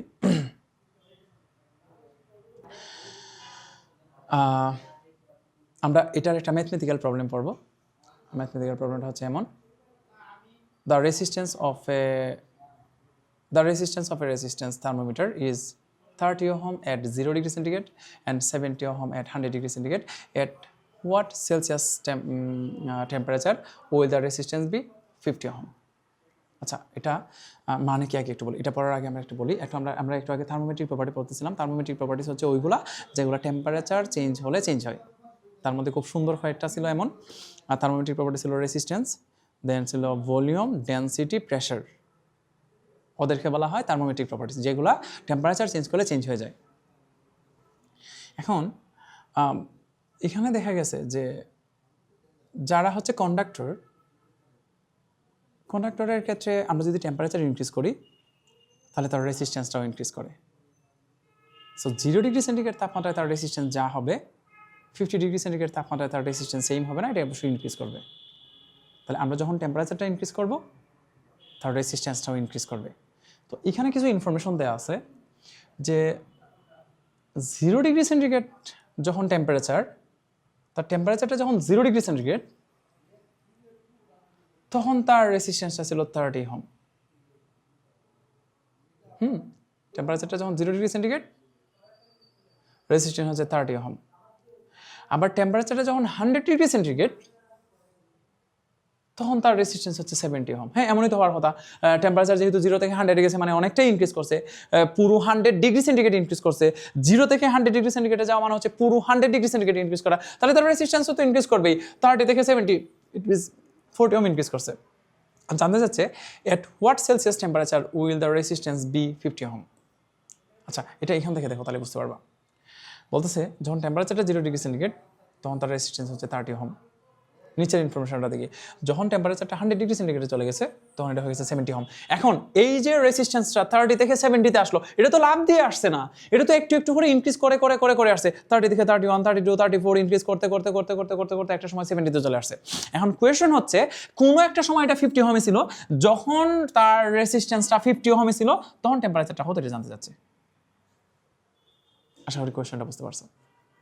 এখন এটা আসলে অনেকে অনেকভাবে চিন্তা করতে পারো যে আচ্ছা, আমরা কি ইউনিট হিসেবে আসতে পারি যে 70 ওহম যখন টেম্পারেচার 100, 1 ওহম কখন হবে, 50 ওহম কখন হবে? না, এভাবে বের করা যাবে না। এটা বের করার সহজ উপায় শোনো। এটা হচ্ছে বের করতে এইভাবে, তোমাদের একটু বোঝা লাগবে যে টেম্পারেচারটা যখন এখান থেকে এখানে আসলো, তখন আসলে টেম্পারেচারটা কতটুকু ইনক্রিজ করছে। 0 থেকে 100 ডিগ্রি সেন্টিগ্রেডে আসার মানে হচ্ছে টেম্পারেচারটা আসলে 100 ডিগ্রি সেন্টিগ্রেড ইনক্রিজ করা। কতটুকু ইনক্রিজ করা? 100 ডিগ্রি সেন্টিগ্রেড। কারণ 0 থেকে যাই আসবে, ওইটা হচ্ছে তার ইনক্রিজের অ্যামাউন্টটা বলে দিবে। তাহলে 0 থেকে যখন 100 ডিগ্রি সেন্টিগ্রেডে চলে আসবে, আবার দেখো 0 থেকে যখন 100 ডিগ্রি সেন্টিগ্রেডে চলে আসবে, তখন তার টেম্পারেচারটা আসলে 100 ডিগ্রি সেন্টিগ্রেড ইনক্রিজ করবে। আশা করি এতটুকু বুঝছো। 0 থেকে যখন 100 ডিগ্রি সেন্টিগ্রেডে আসলো, মানে তার টেম্পারেচারটা যখন 100 ডিগ্রি সেন্টিগ্রেড আসলো, এদিকে রেসিস্ট্যান্স তখন 30 ওহম থেকে 70 ওহমে চলে আসছে। তাহলে আমরা এখান থেকে একটা সিদ্ধান্ত নিতে পারি যে আমরা এমন একটা জিনিস নিয়ে কাজ করতেছি যেখানে টেম্পারেচারটা 100 ডিগ্রি সেন্টিগ্রেড ইনক্রিজ করলে, ওয়েট এ মিনিট প্লিজ, যেখানে টেম্পারেচারটা 100 ডিগ্রি সেন্টিগ্রেড ইনক্রিজ করলে রেসিস্ট্যান্সটা ইনক্রিজ করে হচ্ছে 40 ওহম। এখান থেকে একটা ক্লিয়ার ইনফরমেশন পাওয়া যাচ্ছে যে টেম্পারেচার যখন 100 ডিগ্রি সেন্টিগ্রেড ইনক্রিজ করে, রেসিস্ট্যান্স তখন ইনক্রিজ করে হচ্ছে 40 ওহম। এখন আমাদের উদ্দেশ্য হচ্ছে কখন 50 ওহম হবে। এখন আমরা তো ইনিশিয়ালি দেখতেছি তার 30 ওহম রেসিস্ট্যান্স ছিল যখন টেম্পারেচারটা 0 ডিগ্রি সেন্টিগ্রেড। তাহলে 30 থেকে যদি 50-তে আসা লাগে, তাহলে ইনক্রিজ করা লাগবে কত? আমরা জানি 30 থেকে যদি 50-তে আসা লাগে, তাহলে ইনক্রিজ করা লাগবে 20। 30 থেকে 20 ইনক্রিজ করে তো আমরা 50-তে চলে আসবো। তাহলে আবার তার বেসমেন্টটা দেখো, 40 ওহম ইনক্রিজ করতে হলে, এই যে 40টা কীভাবে পাইছি দেখো, 40 ওহম ইনক্রিজ করতে হলে টেম্পারেচার ইনক্রিজ করতে হয় 100 ডিগ্রি সেন্টিগ্রেড। সুতরাং আমরা যদি 1 ওহম ইনক্রিজ করতে যাই, তাহলে টেম্পারেচার ইনক্রিজ করবে 100/40। সুতরাং আমরা তো 20 ওহম ইনক্রিজ করতে যাচ্ছি, তাহলে 20 ওহমের জন্য 100/40 ইন্টু হচ্ছে 20, দেন 20 দিয়ে যদি ক্যান্সেল করে দিই, 200 যদি এখানটা দিই, তাহলে আনসার হচ্ছে 50 ডিগ্রি সেন্টিগ্রেড। আচ্ছা, এই 50 ডিগ্রি সেন্টিগ্রেডের পরিচয় কি জানো? এই 50 ডিগ্রি সেন্টিগ্রেডের পরিচয় হচ্ছে আমাদের 50 ডিগ্রি সেন্টিগ্রেড ইনক্রিজ করতে হবে। তাহলে যেহেতু প্রথমেই ছিল 0 ডিগ্রি সেন্টিগ্রেড, এখন যদি আমরা 50 ডিগ্রি সেন্টিগ্রেড ইনক্রিজ করি, তোমরাই বলো 0 থেকে 50 ডিগ্রি সেন্টিগ্রেড ইনক্রিজ করলে আসলে আমরা যে এখন যে ফাইনাল টেম্পারেচারটা পাচ্ছি, এটা আসলে কত? এটা অবশ্যই আসলে 50 ডিগ্রি সেন্টিগ্রেড। তারা আসলে এটাই জানতে চাচ্ছিল যে যখন রেসিস্ট্যান্সটা 50 ওহম হবে, তখন টেম্পারেচারটা কত। তাহলে আবার বলে ফেলি, 100 ডিগ্রির জন্য 40 ওহম, আমাদের উদ্দেশ্য হচ্ছে 30 থেকে 50-তে আসা মানে 20 ওহম ইনক্রিজ করতে হবে। তাহলে 20 ওহম ইনক্রিজ করতে হলে অবশ্যই আমাদের 50, এই যে এই ইনফরমেশন বলতেছে যে 50 ওহম ইনক্রিজ করতে হবে। এখন তোমরা চিন্তা করতে পারবে না, এই সেম আইডিয়াটা এই সেম আইডিয়াটা পদার্থবিদরা, আমাদের যে ফিজিসিস্ট, তারা কত সুন্দরভাবে এটা বের করছে। আমি প্লিজ এটা একটু এখানে রাখি। তারা কী করছে দেখো, খুবই সুন্দর একটা আইডিয়া তারা নিয়ে আসছে। তারা বলতেছে যে আমরা এখানে যে ইনফরমেশনগুলো দেখতেছি, তোমরা যদি লেফট হ্যান্ড সাইড এবং রাইট হ্যান্ড সাইড খেয়াল করো, দেখবা এক পাশে আমরা এইখানের লেফট হ্যান্ড সাইডে বসাচ্ছি টেম্পারেচার অ্যান্ড রাইট হ্যান্ড সাইডে বসাচ্ছি কোনো একটা থার্মোমেট্রিক প্রপার্টিস। তাহলে আবার বলতেছি this is temperature and this is thermometric properties. এখন এই যে অংশটা মানে টেম্পারেচারের যে চেঞ্জেস বা তার যে একটা রেশিও, এইদিকে the ratio of changes of temperature and the ratio of changes of thermometric properties আর সেম। তাহলে আমরা দুইটা অংশ নিলাম। ফার্স্টে এটার কি করব, একদিকে বসাবো টেম্পারেচার আর একদিকে বসাবো তার ইকুইভ্যালেন্ট থার্মোমেট্রিক প্রপার্টিস। ইকুইভ্যালেন্ট থার্মোমেট্রিক প্রপার্টিস বলতে কি বোঝায়? আচ্ছা চলো আমরা এখানে বসাই 0 ডিগ্রি সেন্টিগ্রেড মানে টিটা আইস। কি বসালাম? টিটা আইস। আর ওইখানে বসাইলাম ওই টেম্পারেচারে যে থার্মোমেট্রিক প্রপার্টিস মানে এক্স আইস। তাহলে আবার টিটা আইস, আবার এক্স আইস। আমি কি লিখতেছি আবার রিপিট করবো, যারা বুঝতেছো না সবাই প্লিজ একটু মনোযোগ দিয়ে আগে শুনো। তাহলে দেখো তো আমি এদিকে যা লিখতেছি এদিকে কিন্তু সেম লিখতেছি, জাস্ট এদিকে টেম্পারেচার এদিকে থার্মোমেট্রিক প্রপার্টিস, এগুলো হচ্ছে মাইনাস সাইন। আচ্ছা এখানে বসাইলাম টিটা স্টিম। ইট মিনস টিটা স্টিমটা তো চিনতে পারতেছো। আচ্ছা এখানে বসাইলাম তখন এক্স স্টিম, STM। আর কোনো একটা সময় তার টেম্পারেচারটা বললাম থিটা, আর ওই সময়ে যে তার থার্মোমেট্রিক প্রপার্টি যেটা নাম দিলাম এক্স অফ টিটা। এটা বুঝবা না, চলো ভ্যালুগুলো ইনপুট দিই, তাহলে ক্লিয়ার হয়ে যাবে। আচ্ছা ফার্স্টে কি লিখতে হয়? টিটাইস এক্সাইজ। টিটাইসের মান হচ্ছে 0 ডিগ্রি সেন্টিগ্রেড সেলসিয়াস স্কেলে, আর ওই টেম্পারেচারে 0 ডিগ্রি সেন্টিগ্রেড তাপমাত্রায় যে তার থার্মোমেট্রিক প্রপার্টিস এটা হচ্ছে এক্সাইজ। এখানে থার্মোমেট্রিক প্রপার্টিস হিসেবে রেসিস্ট্যান্সটা নেওয়া হচ্ছে। তাহলে 0 degree centigrade this is called theta ice, আর এই টেম্পারেচারে যে থার্মোমেট্রিক প্রপার্টিসটা শো করে এটার বলা হচ্ছে এক্সাইজ। তাহলে আমরা কি লিখবো? 30। তাহলে আবার 0 আবার 30। তাহলে যখন টেম্পারেচারটা 0 ডিগ্রি সেন্টিগ্রেড তখন তার যে thermometric properties this is called X ice. Okay. Theta steam মানে হচ্ছে 100 ডিগ্রি সেন্টিগ্রেড সেলসিয়াস স্কেলে, এবং তখন যেটা তার থার্মোমেট্রিক প্রপার্টিস দিস ইজ 70। তাহলে যখন টেম্পারেচারটা 100 ডিগ্রি সেন্টিগ্রেড তখন তার থার্মোমেট্রিক প্রপার্টিস হচ্ছে 70। এই যে এখানে লেখা আছে 70। দেন কোনো একটা সময় এই যে লেখা দিছে এট হোয়াট সেলসিয়াস টেম্পারেচার উইল বা দ্য রেজিস্ট্যান্স অফ 50 ওহম। তাহলে কোনো একটা সময় তার থার্মোমেট্রিক প্রপার্টিস হচ্ছে 50। এই জায়গাটা একটু বেশি ঝামেলার। আমরা এই যে 50 ওহম, যখন ওর থার্মোমেট্রিক প্রপার্টিসটা 50 ওহম, এটা একটা আননোন টেম্পারেচারে, এই টেম্পারেচারটা কত আমরা জানি না, তখন আমরা ধরে নিচ্ছি যখন এটা এক্স অফ টিটা তখন তার টেম্পারেচারটা কত আমি জানি না, ধরে নিচ্ছি থিটা। তাহলে দেখো কি সুন্দর। এই যে আবার এখান থেকে বলি টিটাইস এক্সাইজ, টিটা স্টিম এক্স স্টিম, যে কোনো একটা থার্মোমেট্রিক প্রপার্টিস ওই থার্মোমেট্রিক প্রপার্টিসের থিটা, অথবা উল্টাই বলা যায় যখন তার টেম্পারেচারটা থিটা তখন তার যে থার্মোমেট্রিক প্রপার্টিস এটা হচ্ছে টিটা, এটা হচ্ছে এক্স টিটা। এই যে তাহলে দেখো কি সুন্দর ইকুইভ্যালেন্ট বসছে, যেটা তুমি বুঝবা কীভাবে। দেখো আমি আবার এই জায়গাটা একটু রিপিট করি। টিটাইস, এই যে দেখো এক্সাইজ, আবার দেখো টিটাইস এখানে এক্সাইজ, টিটা স্টিম, সরি এই যে টিটা স্টিম, এদিকে এক্স স্টিম, এদিকে এক্স অফ টিটা, এদিকে অনলি টিটা। তাহলে এদিকে টেম্পারেচার, এদিকে ইকুইভ্যালেন্ট থার্মোমেট্রিক প্রপার্টিস। আচ্ছা চলো আমরা এরকম একটা প্রবলেম সলভ করি। তার আগে আমাদের প্লিজ এই ইকুয়েশনটা একটু মেমোরাইজ রাখতে হবে। এটা আমরা এইভাবে লিখবো, theta minus theta ice by theta steam minus theta ice is equal to X theta minus X ice by x T minus X ice. এদিকে যা এদিকে সেম জিনিস, জাস্ট এদিকে হচ্ছে টেম্পারেচার, এদিকে হচ্ছে থার্মোমেট্রিক প্রপার্টিস। এখন এই অংশটা আসলে যে কোনো স্কেলের জন্য প্রযোজ্য। যে কোনো স্কেল মিনস এটা Celsius scale, kelvin scale, Fahrenheit scale, যে কোনো স্কেলের জন্য প্রযোজ্য। কিন্তু আমরা যখন কী করব, আমরা যখন এখানে যখন টিটাইসের ভ্যালু যখন 0 ইনপুট দিয়ে দিচ্ছি তখন এটা আসলে যে কোনো স্কেলের জন্য না। কারণ টিটাইসের মান 0 ডিগ্রি সেন্টিগ্রেড হয় কোন স্কেলে? ডিগ্রি সেন্টিগ্রেড স্কেলে। তার মানে এটা সবার জন্য প্রযোজ্য হলেও আমি যখন এই 0 থিটাইসের ভ্যালু 0 ইনপুট দিয়ে দিচ্ছি, এই যে থিটাইস 0, টিটা স্টিমের মান 100, এই দিকের অংশটা বোঝা, এই দিকের অংশটা দেখেই বোঝা যাচ্ছে এটা আসলে ডিগ্রি সেন্টিগ্রেড ইনপুট দেওয়া হয়ে গেছে। আশা করি বুঝছো। এদিকেরটা দেখো এক্স টিটা এক্সাইজ, এদিকে তো সেম আছে। এখন দেখো 100 মাইনাস 0 মিনস থিটা, আর সরি থিটা মাইনাস 0 মানে থিটা, আর 100 মাইনাস 0 মানে 100।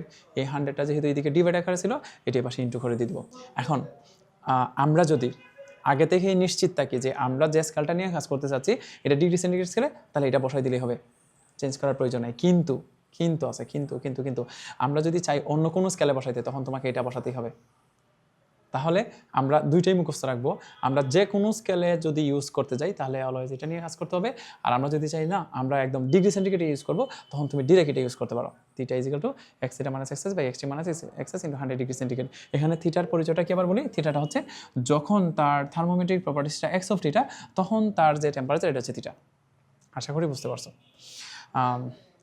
আমরা এটা একটু পড়তে পারি। এটা না অবশ্য এটা হচ্ছে একটু ব্যতিক্রম। আচ্ছা, আমরা ওই প্রবলেমটা পড়লে এখন হয়তো ক্লিয়ার হয়ে যাবে যে এখানের যে অংশটা, the resistance of A resistance thermometer is 30 ohm at 0 degree centigrade. তুমি এই জায়গাটা খেয়াল করে দেখো, 0 ডিগ্রি সেন্টিগ্রেড টেম্পারেচারে 0 ডিগ্রি সেন্টিগ্রেডে এটা হচ্ছে থিটা আইস, আর this is X ice. Similarly 100 degree centigrade this is theta steam, আর তখন যে থার্মোমেট্রিক প্রপার্টিসটা শো করে 70 ওহম, এটা হচ্ছে এক্স স্টিম। আর কোনো একটা সময় দেখো এট হোয়াট সেলসিয়াস টেম্পারেচার, এই টেম্পারেচারটা কিন্তু আমরা জানি না, দিস ইজ থিটা, আর তখন যার জন্য বের করতে যাচ্ছি this is X of theta, আশা করি এতটুকু বুঝছো। চলো আমরা পরবর্তী কোয়েশনে যাই। পরবর্তী কোয়েশনটা হচ্ছে যে a faulty Celsius thermometer reads 10 degrees centigrade in melting point ice and 90 degrees centigrade in boiling water. When the thermometer is 40 degrees centigrade, what will be the correct temperature readings? মানে একটু খেয়াল করে দেখো, এখানে একটা ফোল্টি সেলসিয়াস থার্মোমিটার কথা বলা আছে। মানে তুমি একটু চিন্তা করে দেখো এটা কী ধরনের সেলসিয়াস থার্মোমিটার, ও মেল্টিং পয়েন্ট অফ আইস যেটা, এটা দেখাচ্ছে হচ্ছে 10 ডিগ্রি সেন্টিগ্রেড। আমরা কি জানতাম যে আইস যখন মেল্টিংয়ে যায় তখন টেম্পারেচারটা কত হয়, 0 ডিগ্রি সেন্টিগ্রেড, কিন্তু ও দেখাচ্ছে 110 ডিগ্রি সেন্টিগ্রেড। সিমিলারলি যখন বয়েলিং ওয়াটারের টেম্পারেচার বের হবে তখন অবশ্যই 100 ডিগ্রি সেন্টিগ্রেড, কিন্তু ও দেখাচ্ছে 90 ডিগ্রি সেন্টিগ্রেড। তাহলে আই খুব বুঝে গেছো যে what kind of temperature is it. মানে যেহেতু উল্টাপাল্টা রিডিং দিচ্ছে, আইস পয়েন্টে দেখানোর কথা 0 ডিগ্রি সেন্টিগ্রেড, ও দেখাচ্ছে হচ্ছে 10। সিমিলারলি হচ্ছে তার স্টিম পয়েন্ট যেটা বা বয়েলিং পয়েন্ট যেটা, ওইখানে দেখানোর কথা 100, দেখাচ্ছে 90 ডিগ্রি সেন্টিগ্রেড। তাহলে অবশ্যই ও ভালো না বোঝা যাচ্ছে। এখন যদি এরকম একটা থার্মোমিটারে কোনো একটা সময় 40 লেখা আছে, ধরে নাও তুমি আগেই বুঝে গেছো যে আইস পয়েন্টে 0 দেখানোর কথা ও 10 দেখাচ্ছে, আবার বয়েলিং পয়েন্টে 100 দেখানোর কথা ও 90 দেখাচ্ছে। এখন তুমি তোমার রুমে আইনা এরকম একটা থার্মোমিটারে রাখছো, রাখার পর ওর গায়ে লেখা আছে 40 ডিগ্রি সেন্টিগ্রেড। তুমি কি এখন এটা বিলিভ করবা, বা তুমি কি এটাই মেনে নিবা যে আচ্ছা তার মানে হচ্ছে টেম্পারেচার 40 ডিগ্রি সেন্টিগ্রেড? অবশ্যই না। এখন এই ইনফরমেশন দেখে আসলে খুঁজে বের করা যায় তাহলে তাহলে তাহলে তার অ্যাকচুয়াল টেম্পারেচারটা কত। চলো এটা কীভাবে বের করতে, এটা একটু দেখাই যে কীভাবে অ্যাকচুয়াল টেম্পারেচারটা বের করা যায়। অ্যাকচুয়াল টেম্পারেচারটা বের করতে হলে আমরা যেটা করব, এই টাইপেরগুলা একদমই সহজ। সবাই একটু মনোযোগ দিয়ে শোনো। আমরা একটু আগে যেমন টেম্পারেচার বসাচ্ছিলাম, এদিকে একটা থার্মোমেট্রিক প্রপার্টি বসাচ্ছি। শোনো, আমি এটা পড়ানোর সময় বলি যে পাগলের পাগলামি করা এটা একটা তার বৈশিষ্ট্য। পাগল পাগলামিই করবে, এটাই তার বৈশিষ্ট্য। তাহলে তুমি পাগলরে চিনবা কীভাবে? পাগলরে তো চিনবা এইভাবেই যে তার ও পাগল, ও পাগলামি করতেছে, ওর পাগলামি দেখেই তো আমি সিদ্ধান্ত নিই যে ও পাগল। সিমিলারলি এই টাইপের থার্মোমিটারগুলা উল্টাপাল্টা রিডিং দিবে, সো বুঝে নিতে হবে যে এইগুলাই হচ্ছে তার পাগলামি, মানে থার্মোমেট্রিক বৈশিষ্ট্য। এই যে 10, এই যে 90। তাহলে তুমি এক কাজ করো, একদিকে ভালো থার্মোমিটারের ইনফরমেশন বসাও। তাহলে ভালো থার্মোমিটারে যখন 0, এদিকে ভালো থার্মোমিটার, এদিকে নষ্ট থার্মোমিটারের ইনফরমেশন এদিকে। তাহলে আমাদের ভালো থার্মোমিটারে যখন 0, নষ্ট থার্মোমিটারে যখন 10। আবার দেখো 0, 10, এটা রিপিট করতে হয়। ভালো ভালো ভালো, নষ্টটা 0 0 10 10, ভালোটাতে 0, নষ্টটাতে 10, ভালোটাতে 0, নষ্টটাতে 10, আগেটা লিখতে হয়। তারপর বলো ভালোটাতে 100, নষ্টটাতে 90, এই যে 90 বয়েলিং ওয়াটার। তাহলে ভালোটাতে যখন 100 দেখানোর কথা, মানে অ্যাকচুয়ালি যেখানে 100 হওয়ার কথা 90 দেখাচ্ছে। এখন আসো, তাহলে তাহলে তাহলে নষ্টটাতে যখন 40, এই যে নষ্ট, when the temperature reaches 40 degree centigrade, what is the correct temperature reading? তাহলে এখন ভালোটাতে কি দেখাবে জানি না, ধরে নিচ্ছি থিটা। তাহলে এখন দেখো তো এই থিটার পরিচয়টা কি? এই থিটার পরিচয়টা হচ্ছে নষ্টটাতে যখন 40 দেখাচ্ছে তখন ভালোটাতে আসলে কী দেখাবে, এটি হচ্ছে আমাদের এই থিটা। তাহলে চলো থিটা সলভ করি। এখন এই থিটার ভ্যালু যদি বের করতে হয়, theta divided by 100 is equal to 40 minus 30 হয়ে যাবে 30 ডিভাইড বাই 90 মাইনাস হচ্ছে 80। আমরা যদি এটা ক্যালকুলেটার চাপি তাহলে 80 মিনিট, 100 ওই পাশে চলে যাবে। সুতরাং থিটা ইজ ইকুয়াল টু আসবে 3/8 ইন্টু হচ্ছে 100, 3 ডিভাইডেড বাই 8 ইন্টু হচ্ছে 100। It means 37.5। তার মানে এই নষ্ট থার্মোমিটারে যখন আসলে 40 দেখাবে আসলেই বা কারেক্ট রিডিংটা হচ্ছে আসলে বা কারেক্ট টেম্পারেচারটা হচ্ছে আসলে 37.5। আশা করি এতটুকু বুঝছো। তাহলে এই কোয়েশনটা একটু মনে রেখো প্লিজ, একদিকে ভালোটা ইনফরমেশন, একদিকে নষ্টটা ইনফরমেশন। এরকম আরেকটা প্রশ্ন আসছে, দেখো এটা সিকে রুয়েটে আসছে, বুয়েটে আসছে, কতবার আসতেছে। আচ্ছা সেম একটু পরে ফেলি। The temperature of a ill person was found to be 45 degree centigrade when measured by a faulty thermometer. এখানে একটা ফোল্টি থার্মোমিটারের কথা বলা আছে, এত পাওয়া গেছে। If the ice point and vapor point of this thermometer are 3 degrees centigrade and 107 degrees centigrade respectively, determine the actual temperature of the person in the Fahrenheit scale. এখানে বিশাল বড় ঝামেলা। কী ঝামেলা আবার বলি, এখানে সব ইনফরমেশন দেওয়া আছে ডিগ্রি সেন্টিগ্রেডে, তারপরে আবার অ্যাকচুয়ালি শেষে বের করতে বলছিল ফারেনহাইট স্কেল। তারপরে পরের ঝামেলাটা হচ্ছে, এরপরে যে ঝামেলাটা আমরা ফেস করতেছি, এই জায়গাটা দেখে বুঝতেছো কিনা যে এখানে আসলে একটা ফোল্টি থার্মোমিটারের কথা বলা আছে। তো যেহেতু এটা একটা ফোল্টি থার্মোমিটার, ইট মিনস হচ্ছে এটা উল্টাপাল্টা রিডিং দেবে, এটাই স্বাভাবিক। তাহলে আমরা প্রথমেই না ফারেনহাইট স্কেলে টেম্পারেচারটা বের করবো না। তো এখানে যেহেতু অ্যাকচুয়াল টেম্পারেচারটা বের করতে বলতেছে, আমরা প্রথমে চলো অ্যাকচুয়াল রিডিংটা বের করি ডিগ্রি সেন্টিগ্রেডে, তারপরে এটা ফারেনহাইটে কনভার্ট করবো। তাহলে অ্যাকচুয়ালটা কীভাবে বের করবো, দেখো আমাদের ভালোটাতে যখন 0, নষ্টটাতে তখন এই যে ভালোটাতে যখন 0, এই যে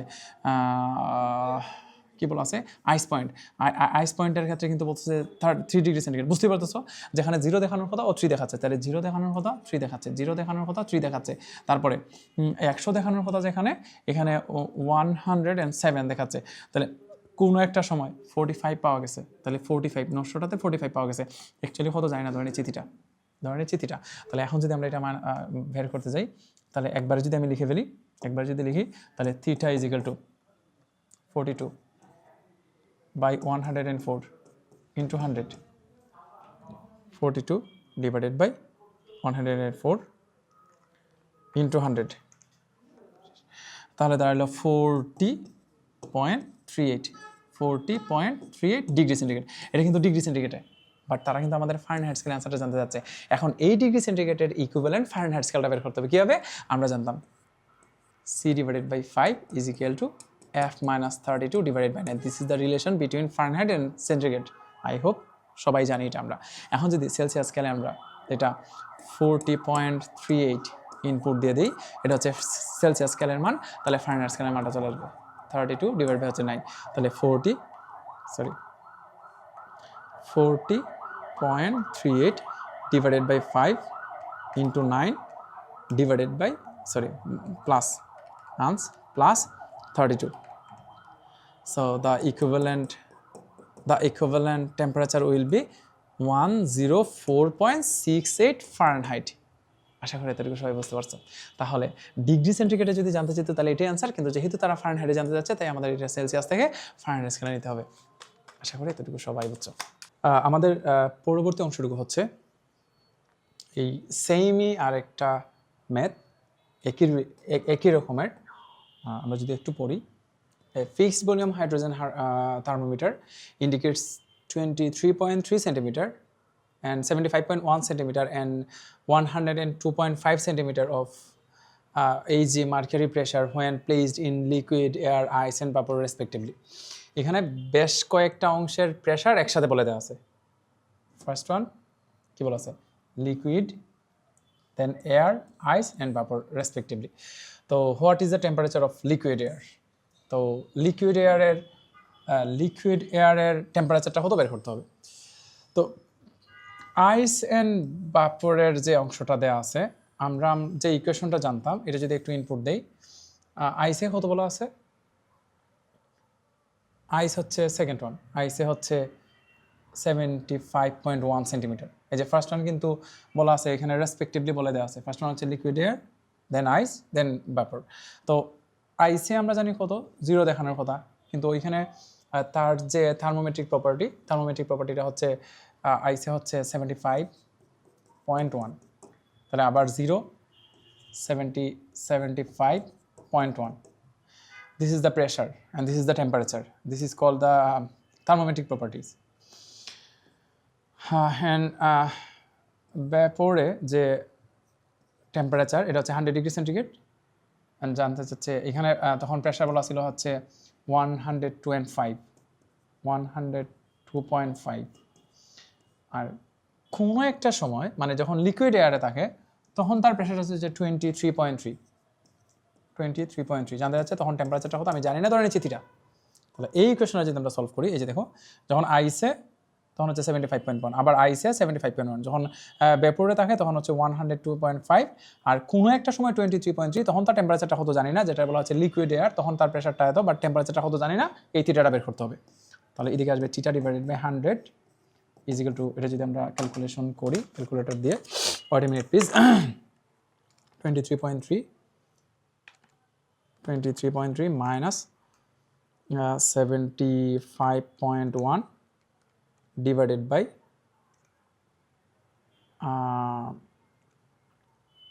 102.5 minus 75.1 into 100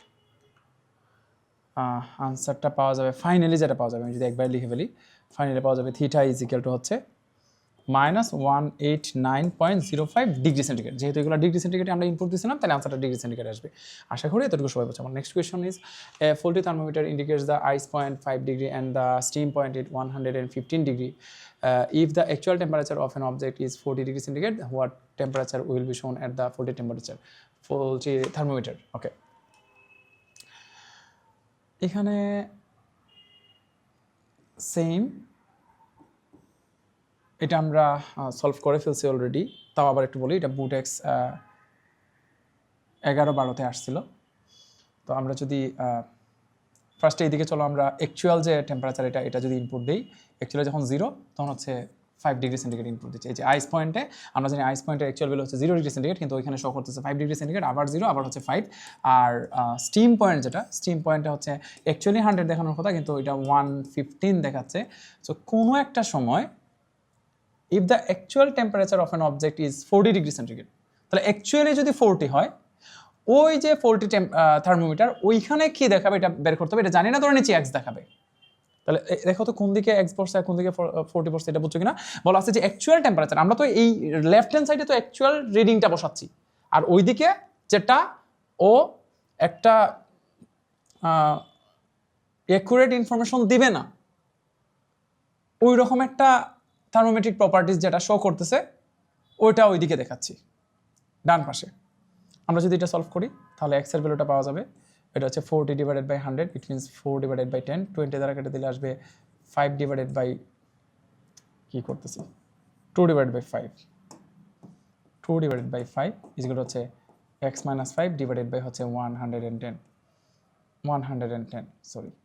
আমরা যদি একবার ক্যালকুলেটর চাপি 2 into 110 divided by 5 plus 5 49 it means এই যে ফোল্টি থার্মোমিটার ও আসলে 49 শো করবে ওর রিডিং হবে 49 কিন্তু অ্যাকচুয়ালি রিডিংটা হচ্ছে 40 ডিগ্রি সেন্টিগ্রেড। আশা করি এতটুকু সবাই বুঝছো। আবার পরবর্তী কোশ্চেন হচ্ছে C/5 = F-32.9 এটা হচ্ছে ডিগ্রি সেন্টিগ্রেডের সাথে ফারেনহাইটের যে রিলেশন কেলভিন K = C+273 আর সেন্টিগ্রেড সমান হচ্ছে K - 273 আর এটা হচ্ছে সবার মধ্যে রিলেশন। এটা কোথা থেকে আসছে আমি একটু দেখাতে যাচ্ছি তাহলে একদম স্পষ্ট হয়ে যাবে। চলো আমরা এটা একটু দেখে আসি যে এটা কোথা থেকে আসলো।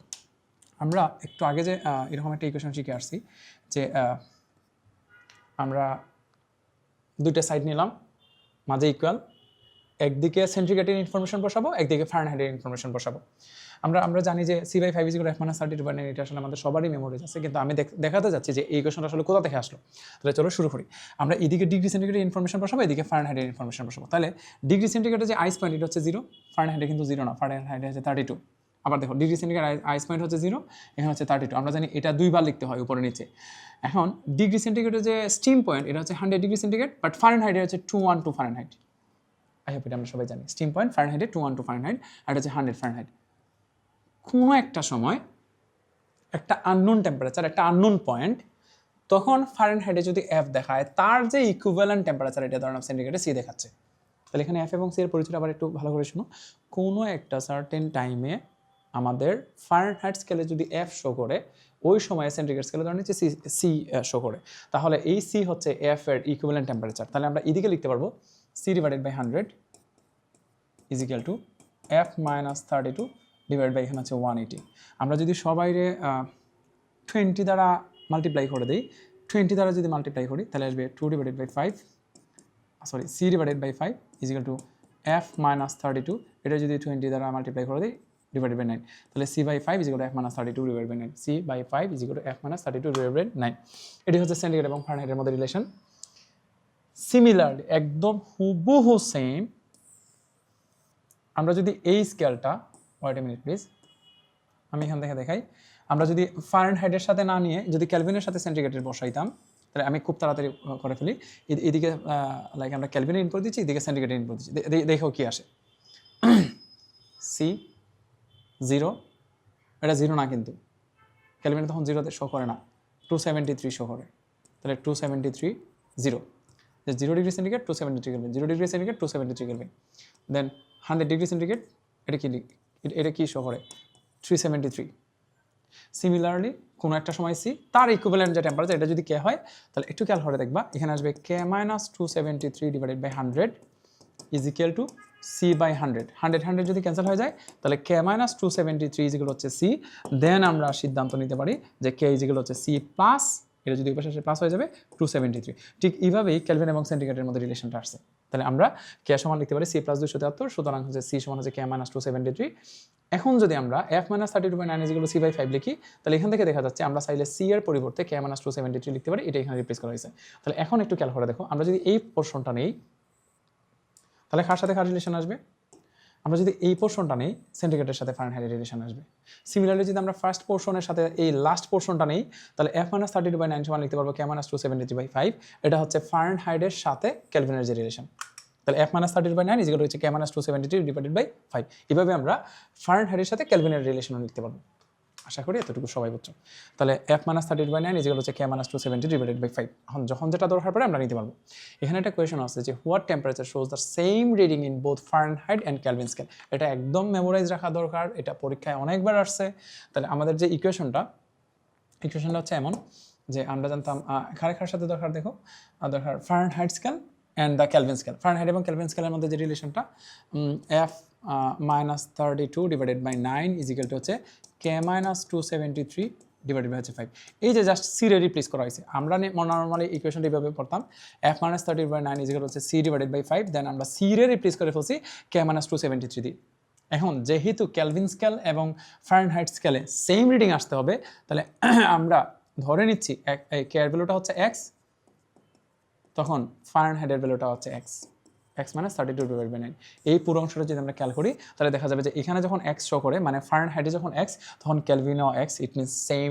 রিডিংস শো করবে তাহলে আমরা যদি এটা সলভ করে নিই তোমরা এদিক ওদিক করতে পারো এক্স মান আসবে 574.25 এটা আমার মেমোরাইজ করা আছে তোমরা ক্যালকুলেশন করতে পারো 574.25 এটারে চাইলে তুমি ফারেনহাইটও বলতে পারবা ফারেনহাইট না বলে তুমি এটারে চাইলে ক্যালভিনও বলতে পারবা মানে এত ফারেনহাইট সমান এত ক্যালভিন এটা আর কি সেম রিডিং যখন 574.25 ফারেনহাইট মানে 574.25 Calvin both are same Then আমাদের next question is what is the value of temperature that shows the same value in centigrade and Fahrenheit scale centigrade এবং Fahrenheit same question same idea same process c divided by 5 is equal to হচ্ছে f minus 32 divided by 9 আমরা যদি এখানে x divided by 5 is equal to হচ্ছে x minus 32 divided by 9 লিখে দিই এখানে যদি x এর মান বের করি তাহলে आंसर আসবে -40 তোমরা আই হোপ এটা জানো এটা ডিগ্রি সেন্টিগ্রেড বলা যেতে পারে এটারে ফারেনহাইটে বলা যেতে পারে এটারে -40 ডিগ্রি সেন্টিগ্রেড এবং ফারেনহাইট আসলে সেম জিনিস আমি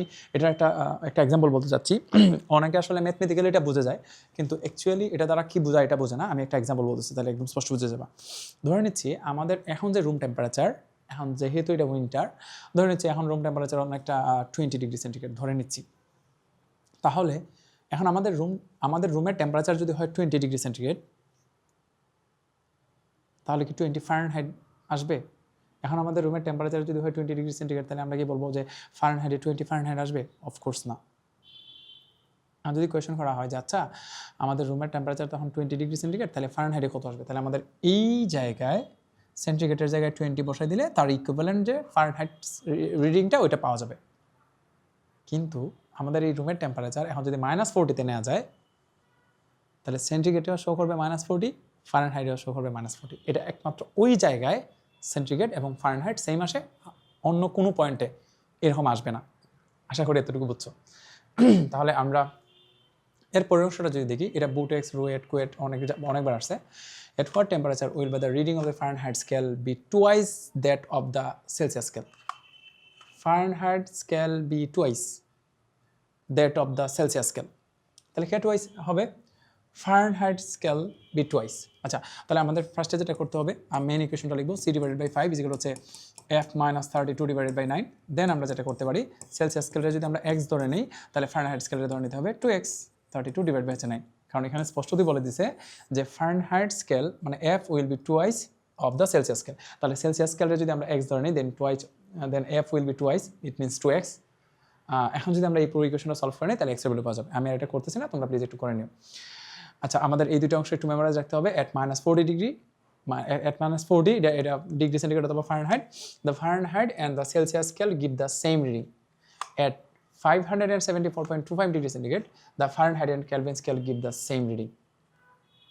এই যে 574.25 হচ্ছে ফারেনহাইট এবং কেলভিন দুইজন সেম হয়ে যায়, আর -40-তে ফারেনহাইট এবং সেলসিয়াস দুইজন সেম হয়ে যায়। আশা করছি এতটুকু সবাই বুঝছো। আমাদের নেক্সট পার্ট, ট্রিপল পয়েন্ট। আচ্ছা, তোমাদেরকে আমি মেবি কোনো একটা ক্লাসে বলতেছিলাম যে মানে আজকের ক্লাসে যে প্রথম দিকে বলতেছিলাম যে আমরা অনেকগুলো ফিক্সড পয়েন্ট পড়বো। তো তার মধ্যে দুইটা ফিক্সড পয়েন্ট আমরা অলরেডি শিখে ফেলছি, একটা হচ্ছে আইস পয়েন্ট, একটা হচ্ছে স্টিম পয়েন্ট। তো এরকম অনেকগুলো ফিক্সড পয়েন্টের মধ্যে আমাদের থার্মোডাইনামিক্সে 3টা ফিক্সড পয়েন্ট শিখবো, ice point, then steam point, আর এটা হচ্ছে triple point. Triple point of water বেশ important, triple point of water বোঝা খুবই জরুরি।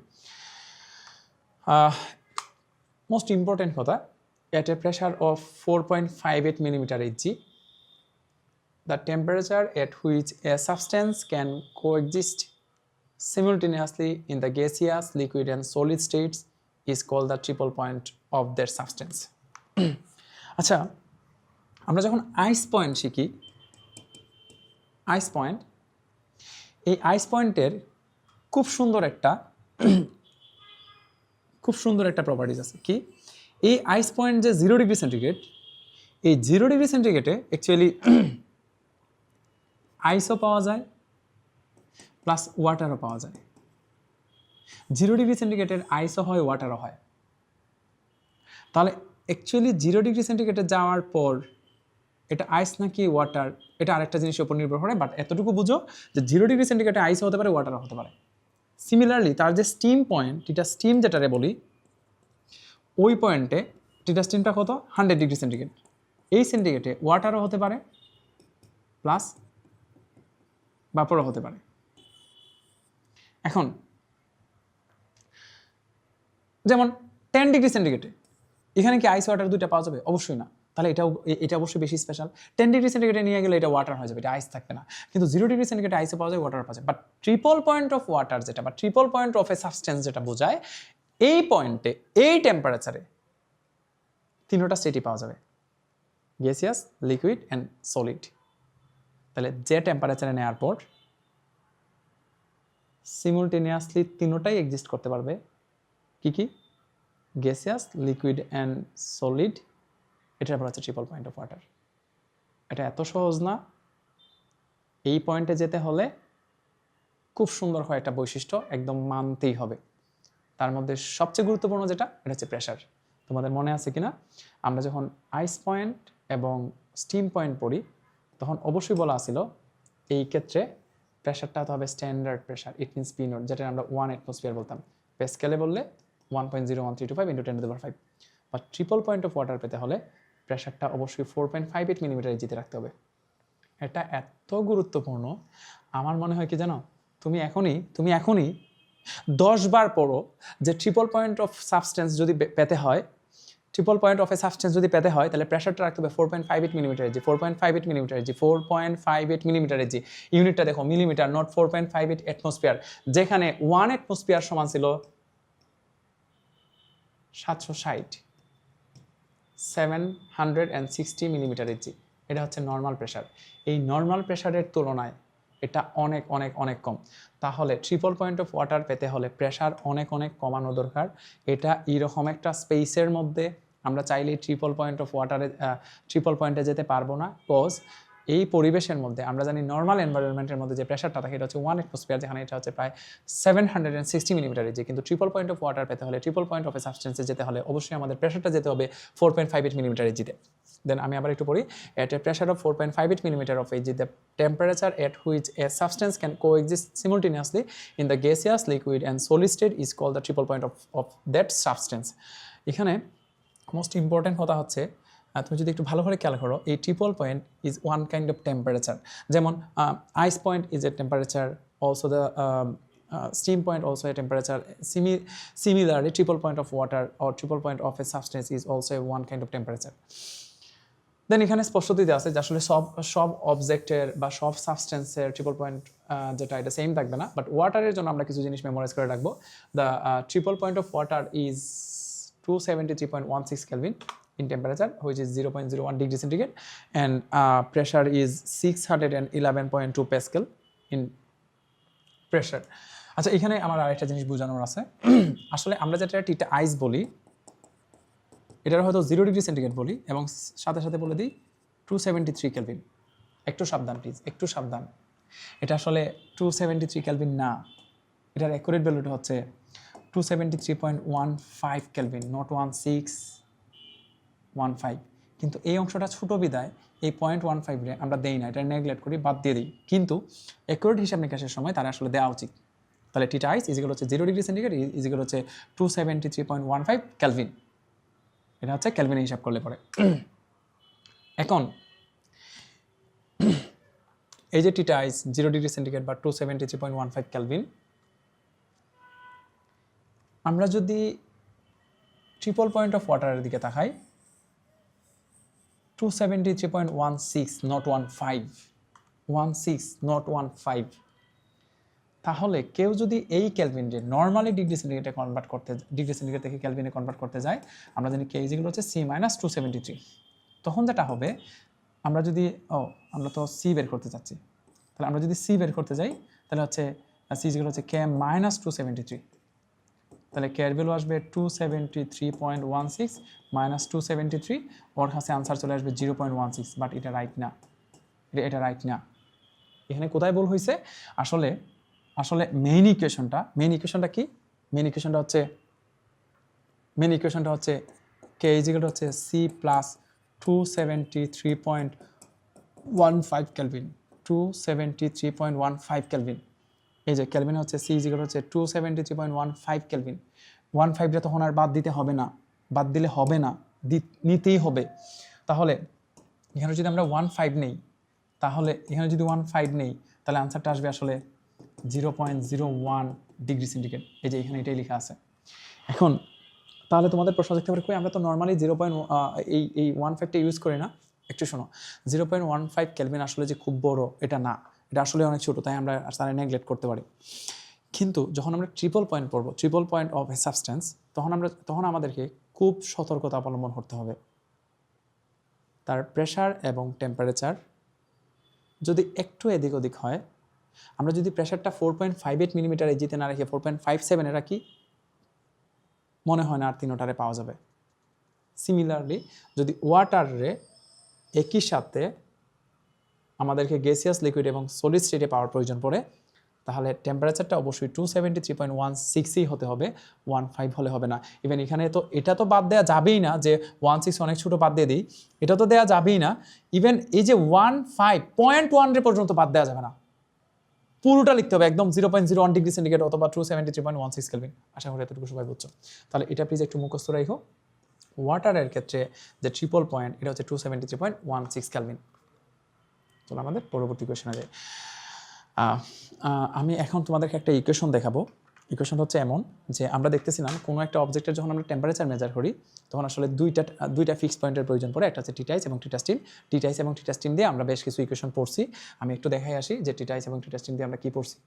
টিটাস্টিম দিয়ে আমরা এরকম কিছু ইকুয়েশন পড়ছি যে theta minus theta ice by theta steam minus theta ice is X theta minus X ice by x T minus X ice, একটা এরকম কিছু একটা পড়ছি। কিন্তু তুমি যদি একটু ভালো করে খেয়াল করো, এই অংশটাতে আসলে ফিক্সড পয়েন্ট প্রয়োজন পড়ছিল দুইটা। কোনটা? টিটাইস এবং টিটাস্টিম। এখন আমরা দেখতে যাচ্ছি যে আসলে একটা ফিক্সড পয়েন্ট ইউজ করেও টেম্পারেচার বের করা যায়, এবং একটা টেম্পারেচার ইউজ করে কিভাবে টেম্পারেচার বের করা যায় এই ক্যালকুলেশনটুকু এখন আমি তোমাদেরকে দেখাবো। Wait a minute please.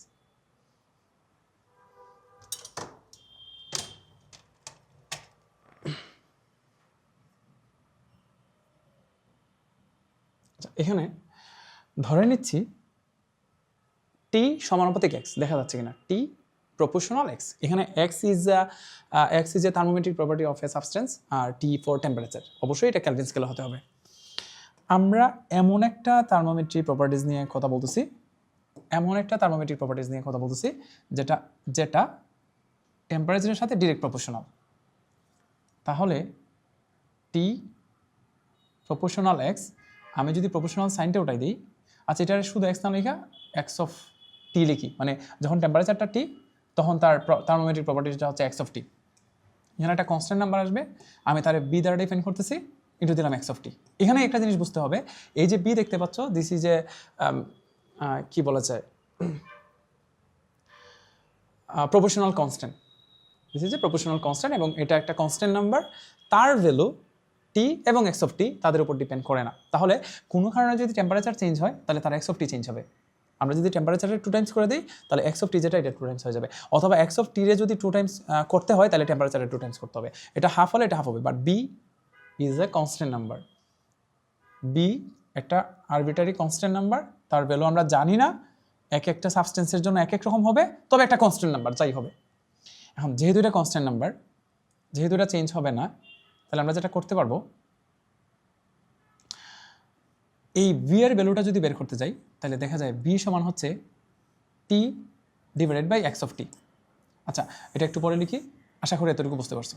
তাহলে আমি যদি টেম্পারেচার চেঞ্জ করে দেই তাহলে তার এক্স অফ টি কিন্তু চেঞ্জ হয়ে যাবে। এখন এই টেম্পারেচারের ভ্যালু যদি আমি 300 কেলভিন বসাই তাহলে এটা যা পাবো 400 কেলভিন বসালে কিন্তু সেম পাবো না, 500 কেলভিন বসালে কিন্তু সেম পাবো না। তাহলে টি চেঞ্জ হলে কিন্তু এক্স অফ টি চেঞ্জ হতে থাকবে, কিন্তু বি কিন্তু চেঞ্জ হবে না।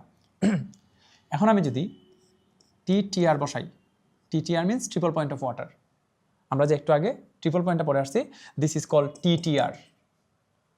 TTR means 273.16 kelvin. এটা হচ্ছে ওয়াটারের জন্য ফিক্সড করা, কিন্তু অন্যান্য সাবস্টেন্সের জন্য সেম না।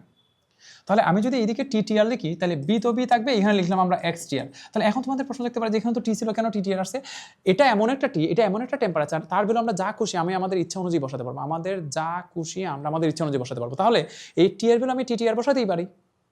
তাহলে তখন তার থার্মোমেট্রিক প্রপার্টিজটা তো সেম থাকবে না, তখন যে তার থার্মোমেট্রিক প্রপার্টিজটা, এটা নাম দিলাম এক্স অফ টিআর। তাহলে তার টেম্পারেচারটা যখন টিটিআর তখন যে থার্মোমেট্রিক প্রপার্টি এটা হচ্ছে এক্স অফ টিআর। তাহলে টেম্পারেচারটা যখন টি তখন থার্মোমেট্রিক প্রপার্টিটা হচ্ছে টি, আর টেম্পারেচারটা যখন টিটিআর তখন যে থার্মোমেট্রিক প্রপার্টি এটা হচ্ছে টিটিআর, এক্স অফ টিআর। কিন্তু এই বি সেম জিনিস, এটার 1 নম্বর সমীকরণ দিয়ে রাখলাম। এখন এখান থেকে তাহলে বি সমান কি পাওয়া যায়? টিটিআর এক্স টিআর এর পাশে নিয়ে আসলে এক্স টিআর। আচ্ছা এখন যদি জিজ্ঞেস করা হয় তাহলে এই বি এবং এই বি সেম কিনা, কি মনে হয় এই দুইটা বি সেম কিনা? অবশ্যই সেম, কারণ এটা তো প্রপোর্শনাল কনস্ট্যান্ট, এটা তো আর টি আর এক্স চেঞ্জ করলে চেঞ্জ হয় না। তাহলে এই বি এর ভ্যালু যদি 1 নম্বরে যায় ইনপুট দিয়ে দিই, এখানে যদি ইনপুট দিয়ে দিই এক্স এর ভ্যালুটা, তাহলে আমরা ফাইনালি যে ইকুয়েশনটা পাবো দেখো তো এটা এমন কিনা, টি ইজ ইকুয়াল টু, এই যে T is equal to B এর ভ্যালুটা ইনপুট দিয়ে দিলাম, T T R divide by X of T R into হচ্ছে এক্স অফ টি। এই যে এক্স অফ টি আমি একটু এখান থেকে যদি মার্ক করে দেখাই বিষয়টা, এই যে টি, এই যে টি, এই যে এক্স অফ টি, এই যে এক্স অফ টি, আর এই যে বি এর ভ্যালুটা এখানে বের করে রাখছি এই জায়গাতে ইনপুট দেওয়ার জন্য, এই জায়গায় আমরা বসাই দিলাম টিটিআর, এই যে টিটিআর এটা হচ্ছে বি এর ভ্যালু এসে বসছে। আচ্ছা তোমাদের প্রশ্ন থাকতে পারে এত হিজিবিজি করে আমাদের লাভটা হলো কি? দেখো এই যে এতগুলো পয়েন্ট, আমরা এত কিছু না চিনলেও একটা পয়েন্টও তো চিনে গেছি শিওর, এই টিটিআরে তো চিনি। টিটিআর মানে কি? Triple point of water, which is 273.16 kelvin. তাহলে আমরা যদি এই টিটিআর এর ভ্যালুটা এখানে বসাই দিই 273.16 কেলভিন, তাহলে এই যে দেখো আমরা একটা ইকুয়েশন পেলাম, যে ইকুয়েশন দিয়ে জাস্ট একটা ফিক্সড পয়েন্ট ইউজ করে টেম্পারেচার বের করা যাবে, এবং এই একটা ফিক্সড পয়েন্টকে এটা হচ্ছে টিটিআর, এই যে টিটিআর মানে হচ্ছে 273। তাহলে এখানে এক্স যেগুলো দেখতে পাচ্ছ এগুলো কিন্তু thermometric properties, X of T দ্বারা বোঝায় যখন টেম্পারেচারটা টি তখন তার যে thermometric property this is X of T, আর যখন টেম্পারেচারটা ট্রিপল পয়েন্ট অফ ওয়াটার মানে টিটিআর তখন যে তার থার্মোমেট্রিক প্রপার্টি এটা হচ্ছে এক্স অফ টিআর। এখন আমাদেরকে কী কী দিতে হবে দেখো, আমাদেরকে দিতে হবে এক্স অফ টি আর x of TTR, x of TR লাগবে আর এক্স অফ টি লাগবে। আবার বলো এক্স অফ টিআরটা যেটা জেনে কি, এক্স অফ টিআর হচ্ছে যখন ট্রিপল পয়েন্ট অফ ওয়াটারে থাকবে তখন তার যে থার্মোমেট্রিক প্রপার্টি এটা হচ্ছে এক্স অফ টি আর, আর যখন টেম্পারেচারটা টি তখন হচ্ছে টেম্পারেচারটা টি। আমরা একটা প্রবলেম সলভ করি তাহলে হয়ে যাবে। The resistance of a certain resistance thermometer is 38.29 at the triple point of water. তাহলে এই যে রেসিস্ট্যান্স এটা একটা থার্মোমেট্রিক প্রপার্টিজ, এবং এতটুকু রেসিস্ট্যান্সও কখন শো করে যখন হচ্ছে এক্স অফ টিআর, এই যে ট্রিপল পয়েন্ট অফ ওয়াটার একদম স্পষ্টত লেখা আছে। তাহলে যখন এটা ট্রিপল পয়েন্ট অফ ওয়াটার আছে তখন যে থার্মোমেট্রিক প্রপার্টিজটা this is call X of TR. তাহলে এক্স অফ টিআর জেনে গেছি। So if the resistance of the thermometer becomes 45.3 ohm in a certain vapor, what is the temperature of that vapor? এখন জানতে চাচ্ছে কোন একটা সময় তার রেসিস্ট্যান্স যদি হয় এত, তাহলে এটা X of T. X of T কোনো একটা সময় আমরা জানি না, তাহলে এটা যদি এক্স অফ টি হয় আমাদেরকে যেটা বের করতে হবে একটু দেখো, এটার দিলাম আমরা এক্স অফ টি, তাহলে তখন যে তার টেম্পারেচারটা এটা জানি না, তাহলে আমরা কি জানলাম T is equal to X of T divide by X of T R into 273.16 kelvin. তাহলে এক্স অফ টি কত, এই যে কোনো টেম্পারেচারে যেটা শো করে 45.3, আর T R triple point of ওয়াটারে কত শো করতেছে 38.29, দেন 273.16, এই যে টেম্পারেচারটা চলে আসতেছে। এটা কোন টেম্পারেচার, যখন ও 45.3 ওহম শো করে তখন যে টেম্পারেচারটা এটা বের হয়ে আসতেছে। সো আমরা যদি এটা ক্যালকুলেটর চাপি 45.3 divided by 38.29 into 273.16, this will be 323.169 Kelvin. This is the answer. আশা করি এতটুকু বুঝছো। আমাদের আজকের লেকচার এই পর্যন্তই। আমাদের পরবর্তী লেকচারটা আপলোড হওয়া পর্যন্ত সবাই একটু ওয়েট করো, এবং আজকের ক্লাসে পুরোটা অংশ বুঝছো কিনা আমাকে একটু জানিও, এবং কোনো কিছু জায়গায় যদি পরিবর্তন দরকার পড়ে আমার লেকচারটা কী বললে ভালো হবে, কীভাবে বললে ভালো হবে আমাকে একটু কমেন্ট বক্সে সাজেশন করে দিও। আজকে তাহলে এই পর্যন্তই। সবাই অনেক অনেক ভালো থাকো।